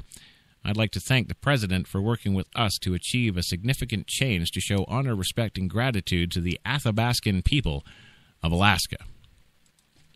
Black Lives Matter. Well, there you go. And I don't know. What do you say about that? Yes. Maybe. I think when Donald Trump gets in, yes, I think what he should do. I think maybe if I were him, my first order of business, would be to rename the Obama presidency to "What a Mess" presidency. Yeah, what a mess presidency, or Obama don't care. Yes. Or, let's get his name out of there. Let's see how he likes it. Yeah.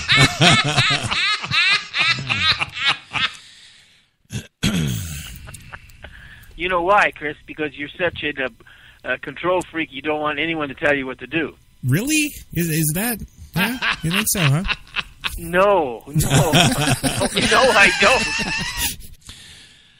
Well, there you go. So we're going to go for our second commercial break. Don't worry. When we come back, we got a big story for you out of Tennessee. Authorities are investigating ex-McDonald's chicken supplier for cruelty to animals.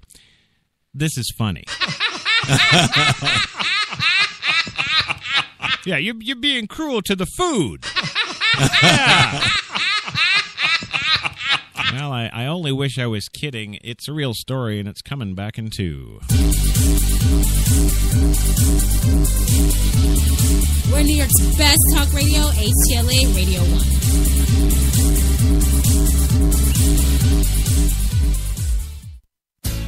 Good morning. Welcome to Tim Hortons Cafe and Bake Shop, where fresh always tastes better. What can I make you this morning? How about our new flatbread breakfast paninis? Made fresh, just for you, with your favorite breakfast ingredients on maple or multigrain flatbread, then grilled to hot, melted perfection. Just $2.99. Who couldn't warm up to that? Tim Hortons Cafe and Bake Shop, where quality really does meet value. When we arrived at our hotel in New York, the porter was so incredibly careless with our bags. And the room they gave us, it was beautiful. A broom closet. But the worst part was the shower. My wife drying herself with the Egyptian cotton towels. Shower curtain defined that whole vacation for her. Don't just visit New York. Visit TripAdvisor New York. With millions of reviews, a visit to TripAdvisor makes any destination better. Let's do a brand new day. Let's step away from the bland and let the color fly. Let's get to the one store with more number one choices and match this or this without using too much of this. Then, let's crack open a can and get to it. Paint? No. Let's do POW. Let's do this. More saving, more doing. That's the power of the Home Depot. Glidden Duo starts at a new lower price of $25.46 a gallon.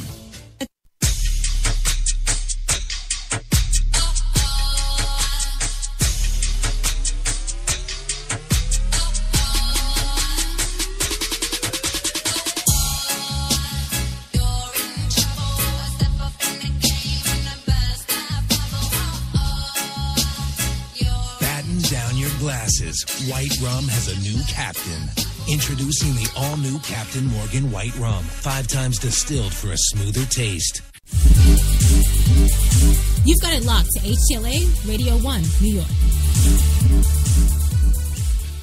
Use power. That's why power is corrupt, and it is. We see it every day. You see it in every job. It's the same thing. It's absolutely true, but you know what? We're gonna do it. We're gonna, as soon as Obama's out, we are going to rename his presidency to the lawless presidency. There you go. Oh, can we cuss? Can I cuss as I always do on the show? I thought we covered that. Of course you can. It's about fucking time. Move on. Alrighty, well. No, I would say, go ahead. Well, I'm trying to. No, after you. I've been on enough radio shows to know that in the middle of an answer, the guy is like checking the boards and looking over notes and talking to other people. Yeah. See, sure. Now you're impressed. No. See, I would be if you were doing all that. Yes, I would. But no, we're doing all that. You're just calling in because you're lazy and won't get down here. Yeah. I lived in Greenwich Village for a while when I first started out as an actor. That's true. You did, and you've told us about it. I can't tell you how many times we know the address. We know what girl you were screwing at the time. We know. I did not sleep with him. Oh, no. We would never say that you slept with Louis, George. No. No. But what particularly was exciting was he had blonde forearm hair. Right. And he was tan. Well, Louis doesn't quite look like that anymore. Yeah.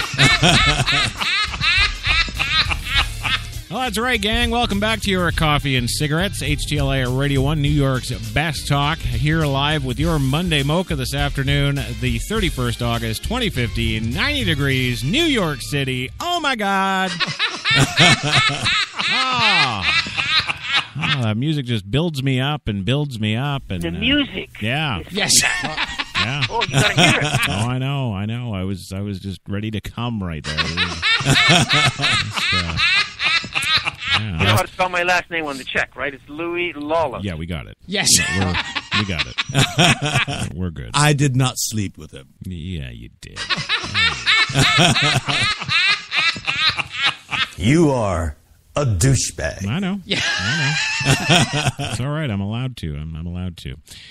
Because now, of course, we're getting to the HTLA, what is it, the official George Takei mailbag. And no, that's not M-A-I-L, it's M-A-L-E. Yes. Letting the listeners ask George a question every day he's on the show. And this is the time for it, right back after the second commercial. And George, are you ready? Are you? No, he's not. No. No, you're not ready for the question I've got for you today. Yes.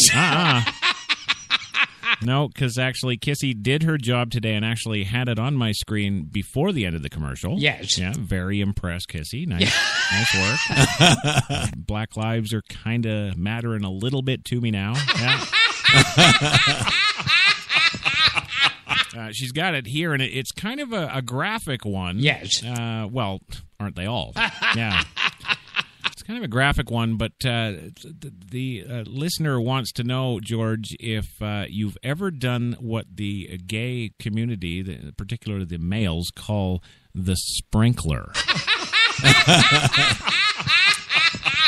And of course, for you folks with virgin ears out there that don't know what the sprinkler is... Yes. Well, allow me to inform you. Yes. Now, apparently, according to my gay sources... Yes. Sprinkler, of course, is something that the gay men like to do in, well, pretty much a party setting. But they put a man naked in the middle of the room, of course. Yes. And, well, the lover, boyfriend, better half, just a horny guy that wants to help out. Now, he gets beside the guy down on his knees. Now, yes. Not in front of him like, you'd expect. Yes. No. Now, the other guy gets down on his knees beside him and, of course, covers his index finger of his right hand in saliva. Yes. And inserts that firmly into the standing victim's rectum. And this is a group participation thing, too. Yes. Of course, the other folks around the circle there, they all take turns covering the man's genitalia in oil. I don't know why I do this to myself. I don't know. They cover him in oil, and then, of course, the guy with the finger up the rectum. Yes. Kneeling beside, of course, the gentleman in question standing naked in the middle of the room. Well, he begins to stroke the man with the oily penis. Yes. And the man and the person on their knees slowly move to the left, so the man actually turns to the right. The one the one kneeling down, moves to the left, kind of thing. Yeah. It's a highly coordinated activity. Actually, But anyway, the person on their knees, they do this, and the man stands there and keeps turning until, of course, the ejaculation erupts. And apparently, according to the gay community, whoever the sperm lands on... This is nice. This is nice. Whoever the sperm lands on, of course, is the lucky one to go next. All right, so that's the full breakdown for you folks of the sprinkler. Yes.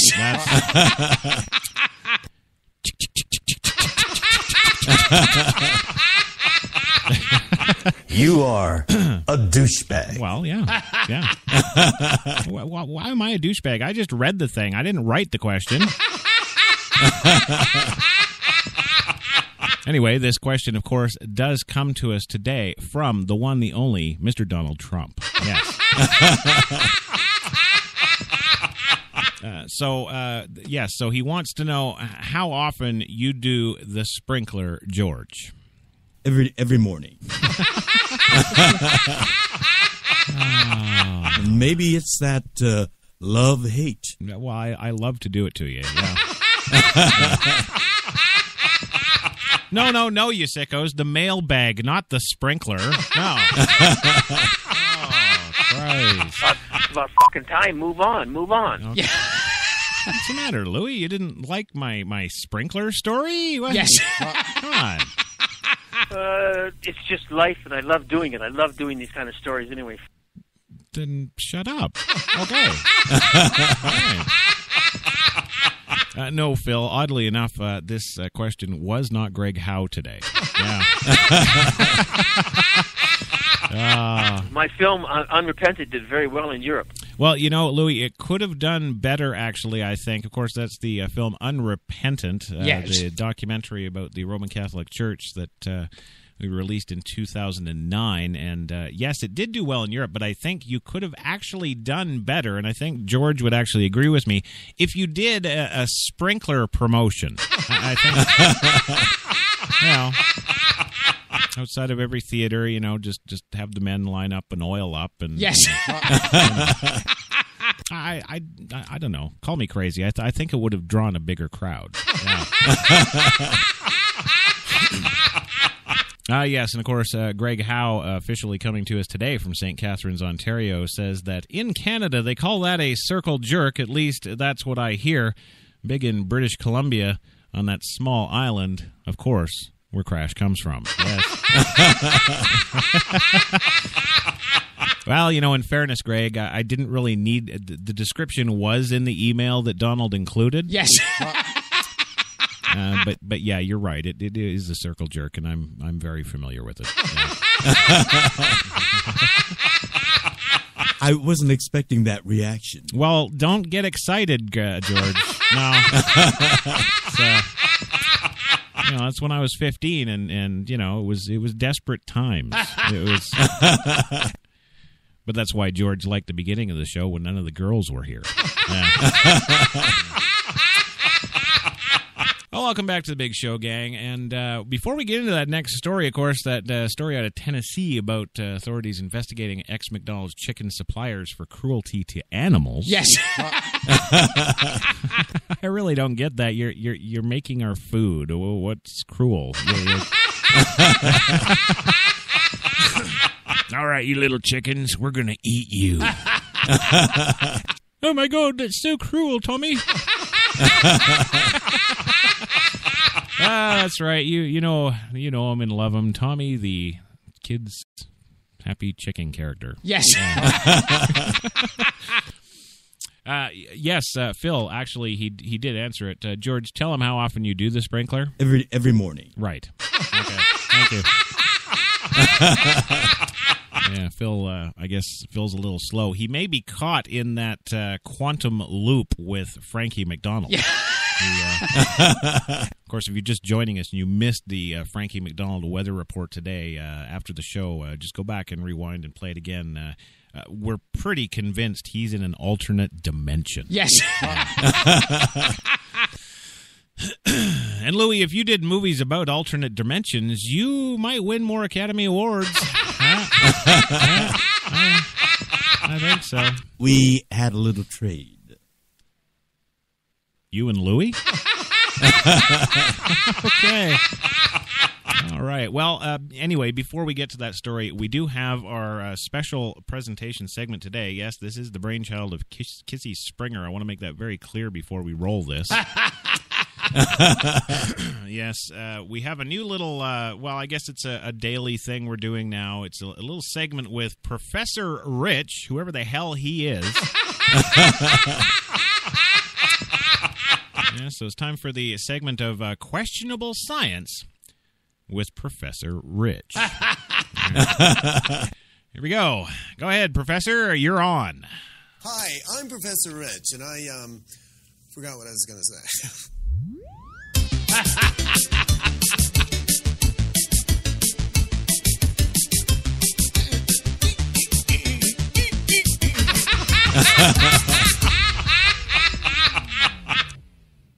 Stop it! Welcome to Questionable Science, where we answer questions normally reserved for stoners and that cute guy down the street. Yeah. Tonight we examine, what if Matthew McConaughey could fly? Matthew McConaughey. We've all heard of him. Actor, bongo player, and star of such films as How to Lose a Guy in 10 Days and Dallas Buyers Club. One of the great actors. And if you don't believe me, take a look. You know, to be or not to be, that is the question. Whether 'tis nobler the mind to suffer the slings and arrows of outrageous fortune. Yeah. Living. Thank you, Ben. Yeah! Matthew McConaughey, everyone.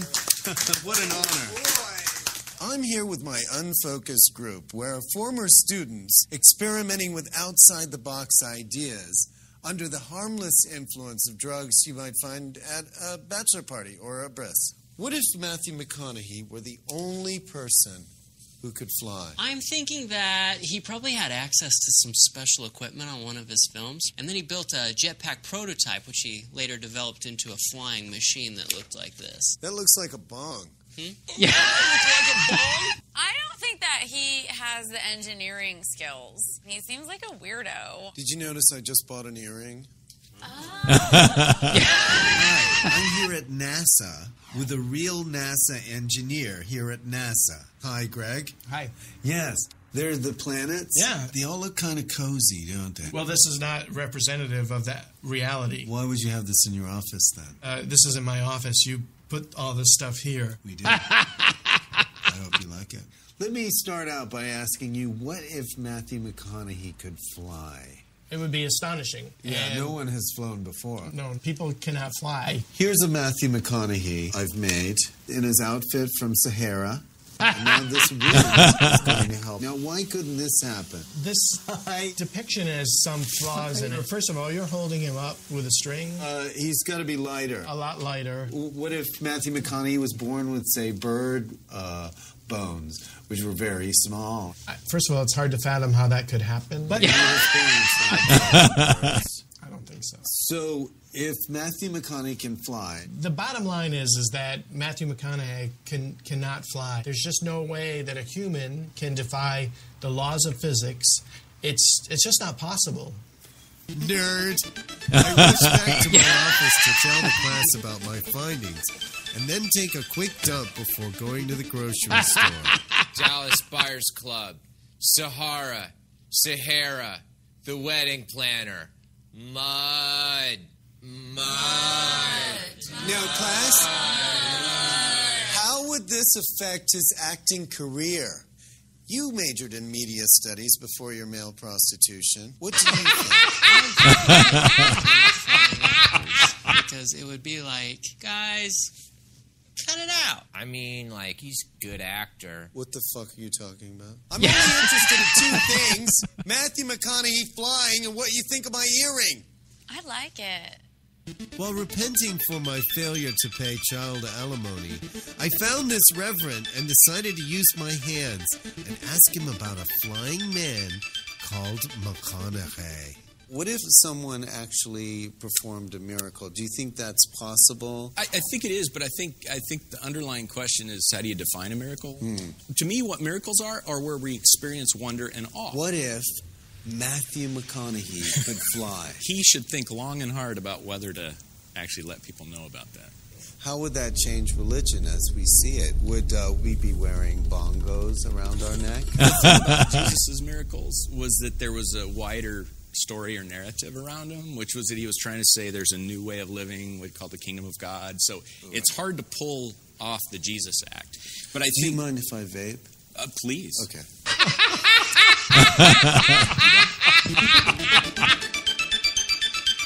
Okay, let's recap. You take the recap. Matthew. Too late. Too late. Too late. Matthew Too late. McConaughey. Too late. Answer. Too late. What if Matthew McConaughey could fly? After a successful road tour of All Right, All Right, All Right, I'm Matthew McConaughey and I can fly, he becomes president of the Screen Actors Guild. Good night, everybody. What your honest opinion about my earring is? It looks kind of like don't take this the wrong way, but I'm not. It makes me not like you. Have fun in life.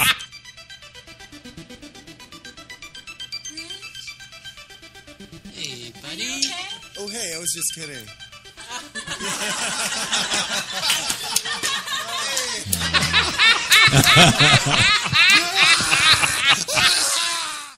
Oh, okay. At the end there, it sounded like they got sucked into the quantum vortex. Okay, well, thanks for that. Yes. Of course, full kudos go to producer Kissy Springer. Yeah. It's about fucking time. Move on. Move on. Yes, let's get back to the good shit, shall we? Well, authorities in Weakley County, Tennessee, confirmed Monday that they are investigating allegations of criminal animal cruelty by operators of a chicken farm that, until last week, supplied poultry sold in McDonald's restaurants. The animal rights group Mercy for Animals released secretly recorded footage last week that appears to show the operators of TNS Farm as they allegedly clubbed small and deformed birds to death using a pole with a spike or a nail in it. Well, the group asked Tennessee authorities to pursue and prosecute the farm owners for violation of state laws prohibiting animal cruelty. McDonald's and Tyson Foods, which used poultry raised by TNS to make Chicken McNuggets and other products for the fast food chain, announced, of course, last week that they had severed their relationship with the farm as Mercy prepared to release the video footage of the alleged animal cruelty. McDonald's and Tyson's officials did not immediately respond for our request for comment, and the TNS farm operators also, well, they did. They just said, fuck you. Bullshitters, never keep your mouth shut, always hustling, always looking for something to do and putting things together. That's a fucking American. Look how they took the country away from England. Thank you. Well, the case is currently under investigation, says Colin Johnson, Assistant District Attorney for Obion on Weakley County, in an email statement to us. The Weakley County Sheriff's Department ordered them to turn over the video and other evidence last week to the district attorney's office shortly after receiving it from a representative of the California-based Mercy for Animals, says Monty Plunk, Sheriff's Department detective. Vandana Bala, attorney for Mercy for Animals, said she and the group's investigators, whom she declined to name, met with Plunk on Tuesday and called for authorities to file animal cruelty charges against the factory farm's operator. The investigators had access to the farm after they were hired to work there in July by the farm's operators, Thomas and Susan Blassingame. We documented clear-cut violations of Tennessee's animal cruelty laws, Bala said, and the public is outraged by this animal abuse and is demanding these animal abusers be prosecuted. Well, actually, no. They're more worried about Mount McKinley, but... Well, the TNS farm, which had the capacity to produce more than 120,000 chickens at a time, produced poultry under contract for Tyson Foods. The birds raised at the farm were transported to a Tyson's plant in Union City, Tennessee, to be killed. Yes, killed, of course, to make chicken McNuggets and other nummy chicken products for McDonald's. In addition to the video footage that appeared to show the farm operators pummeling the chickens, Mercy for Animals says the birds were bred to grow so quickly that they became crippled by their own weight and often died from organ failure.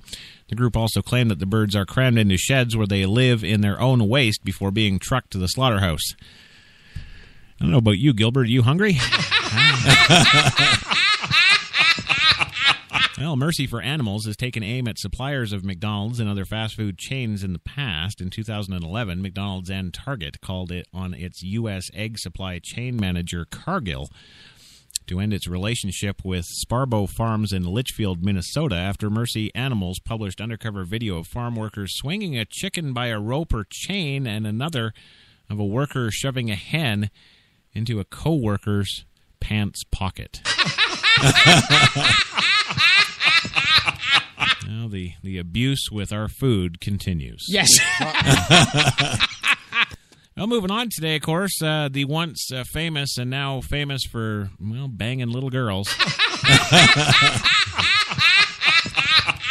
Yes, the one, the only Jared Fogle is suing ex-foundation leader over an unpaid loan. Yes, in Indianapolis today, the Indianapolis home where authorities say some child pornography images were secretly recorded. Now, is the subject of a lawsuit filed on behalf of former Subway sandwich pitchman Gerald Fogle. Fogle alleges that Russell C. Taylor, my brother, as a one-time friend who headed Fogle's charitable foundation, defaulted on an agreement to repay a 2014 loan Taylor used to buy the home. Authorities say Taylor, who faces child pornography charges, secretly filmed children ages 9 to 16 changing clothes, showering, and bathing in the home. No reports of chickens harmed were attached. Well, Fogle's lawsuit, listed and filed last week in Marion Superior Court, came just days after the 37-year-old agreed to plead guilty to federal charges of distribution and receipt of child pornography and traveling to engage in illicit sexual conduct with minors, crimes that will land him in prison for at least 5 years and possibly much longer. The shocking criminal case against Fogle grew out of an investigation into Taylor. Of course, they're always investigating us. Yes, Taylor, who was arrested April 29th, authorities said information developed in the federal case against Taylor, including the images filmed in the home, which led them to Fogle. Now, the two former friends, often who traveled together on foundation business and who, according to court records, allegedly shared an interest in child pornography and young girls, are set to square off in another courtroom. Fogel says Taylor failed to pay the $191,000 loan he gave Taylor in March 2014 to buy a home in Wayne Township, Indiana. Fogel says Taylor has failed since May to make monthly payments of $850 as outlined in the land contract dated March 10, 2014, according to the lawsuit. The total due on the loan as of August 17th was $184,000. The loan default coincides with Taylor's incarceration after his arrest. The lawsuit says Taylor is believed to be incarcerated in a federal prison in Kentucky at present, but Taylor's name does not show up in any online federal prison records. Fogel's lawsuit also names Taylor's estranged wife, Angela Taylor. Fogel, who asked that the court put his claim ahead of those several other creditors who also may have claims against Angela and Russell Taylor. Russell Taylor signed the home over to his wife on June 2nd. That action came one day after Taylor filed a handwritten motion in another Marion Superior Court seeking to dismiss a divorce petition that he filed against Angela Taylor in February. You see the little mucky going on there? Well, Marion County property records do not show Fogel's name associated with the home. They show Taylor buying the house from another individual on March 19th, 2014 for $192,000. Records show Taylor transferred the home to Angela Taylor for no money. The listed home is currently for sale at $187,000. Yeah, that's the old Angela, you were great in bed. Here, sell this and skip. And moving on today, yes, the Republicans today are wow, I'm just taken aback by this. They're launching the, quote, Ready for Kanye PAC. Yes. That's right. It's not a joke. No, I'm being totally serious. This is my serious face. Yes. Now, the day after rapper Kanye West announced at the MTV Music Video Awards that he would, quote, run for president in 2020,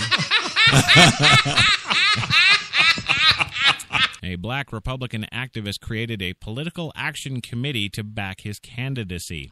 Eugene Craig filed paperwork Monday to launch, quote, Ready for Kanye. Craig, 24, told the Washington Post that he would encourage West to run if there's no incumbent Republican in the White House. Oh, there will be. I think he will bring an interesting dialogue to our party, Craig said, noting one of West's early hits was Jesus Walks. Well, I would agree with you, Craig, if that man ever had any interesting dialogue. Well, Craig is active in Maryland's Republican Party, and as we've noted recently, he's easy to form a political action committee or claim to be running for presidency. This year has seen a spate of zany White House wannabes emerge, ranging from D's nuts yes, to the incomparable butt stuff, and I'm quite sure. Yes. I'm quite sure next weekend you're going to see Monmouth University put them in the lead. Yeah. Well, for the record, Kanye West himself has not yet filed any official paperwork to advance his campaign, but the election he's aiming for is still more than 5 years away, so we've got lots of time. Can't wait. Yeah. And finally today, yes, our final story on the big show today, Lowe's has built a concept store with city dwellers in mind. And when I say city, I mean New York City. Yes. Yeah. Well, if you live in a city, chances are you don't find yourself going to a big box hardware store very often. After all, a good portion of city dwellers live in rental homes and don't need to buy new appliances or lighting fixtures, let alone paint the stairs or patch some drywall. Yeah. Nonetheless, one of those retailers, Lowe's, is trying to tap into this demographic by building an urban concept store in the heart of Manhattan. Their reasoning, even crammed apartment renters have the need for small appliances, electronics, and storage solutions. Yeah, right, like the mafia. Hey, yo, where can I stick this body? Well, to cater to these customers, Lowe's has had to completely reimagine their retail space. For starters, they decided to make a new location much smaller than the sort of megastore you find out in the suburbs. We don't need 120,000 square feet when we have 1 million square feet of product available from 10 surrounding stores through our selling system, Michael Riccardi says, a Lowe's spokesman.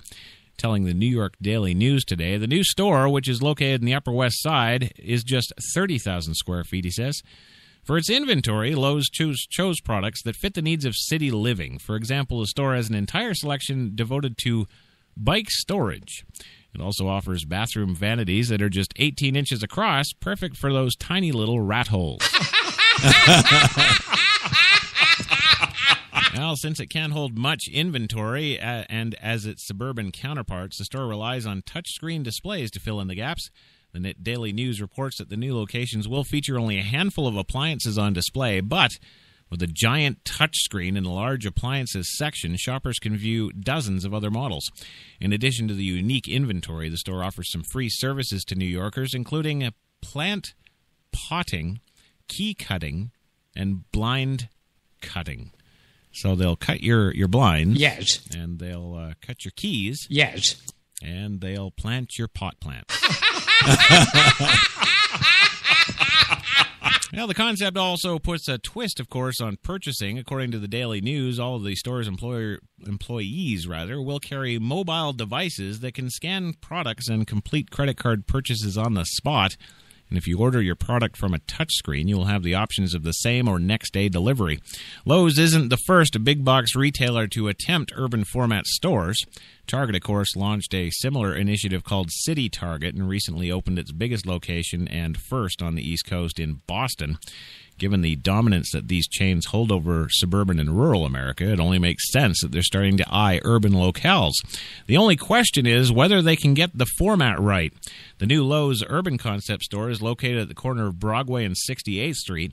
A second location will be opening in Chelsea this September, and man, I can't wait. Well, you really, Gilbert, because, yes. God, I bet you just this morning you were looking around your place. Geez, I need an 18-inch vanity. No, I'm thinking epic fail. Yes. Yeah. But, I could be wrong. I'm not one of those entrepreneurs that goes out there and just feels the heartbeat of the city. No.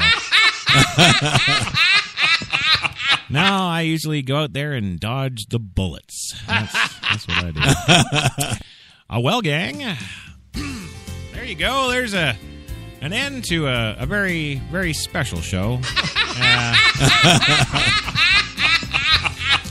I want to thank the one, the only Louis Lawless for being here again today. It's just life, and I love doing it. I love doing these kind of stories anyway.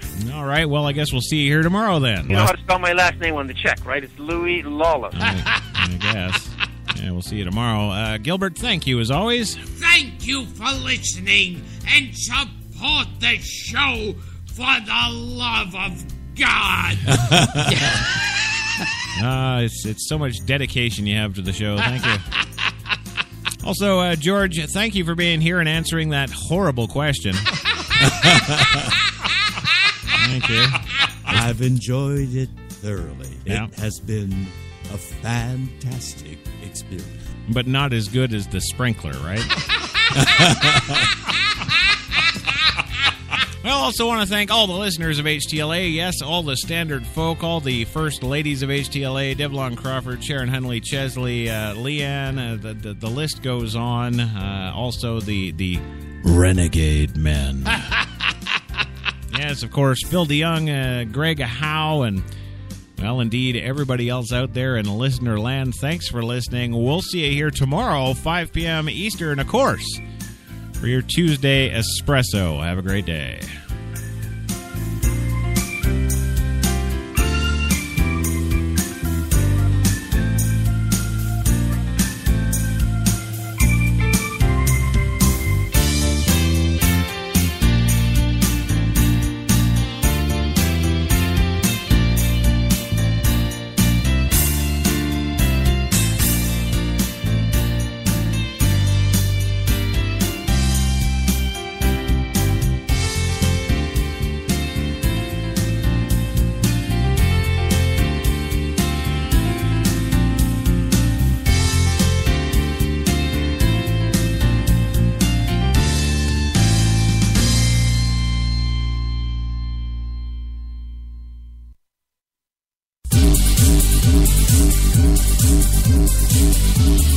We're New York's best talk radio, HTLA Radio 1.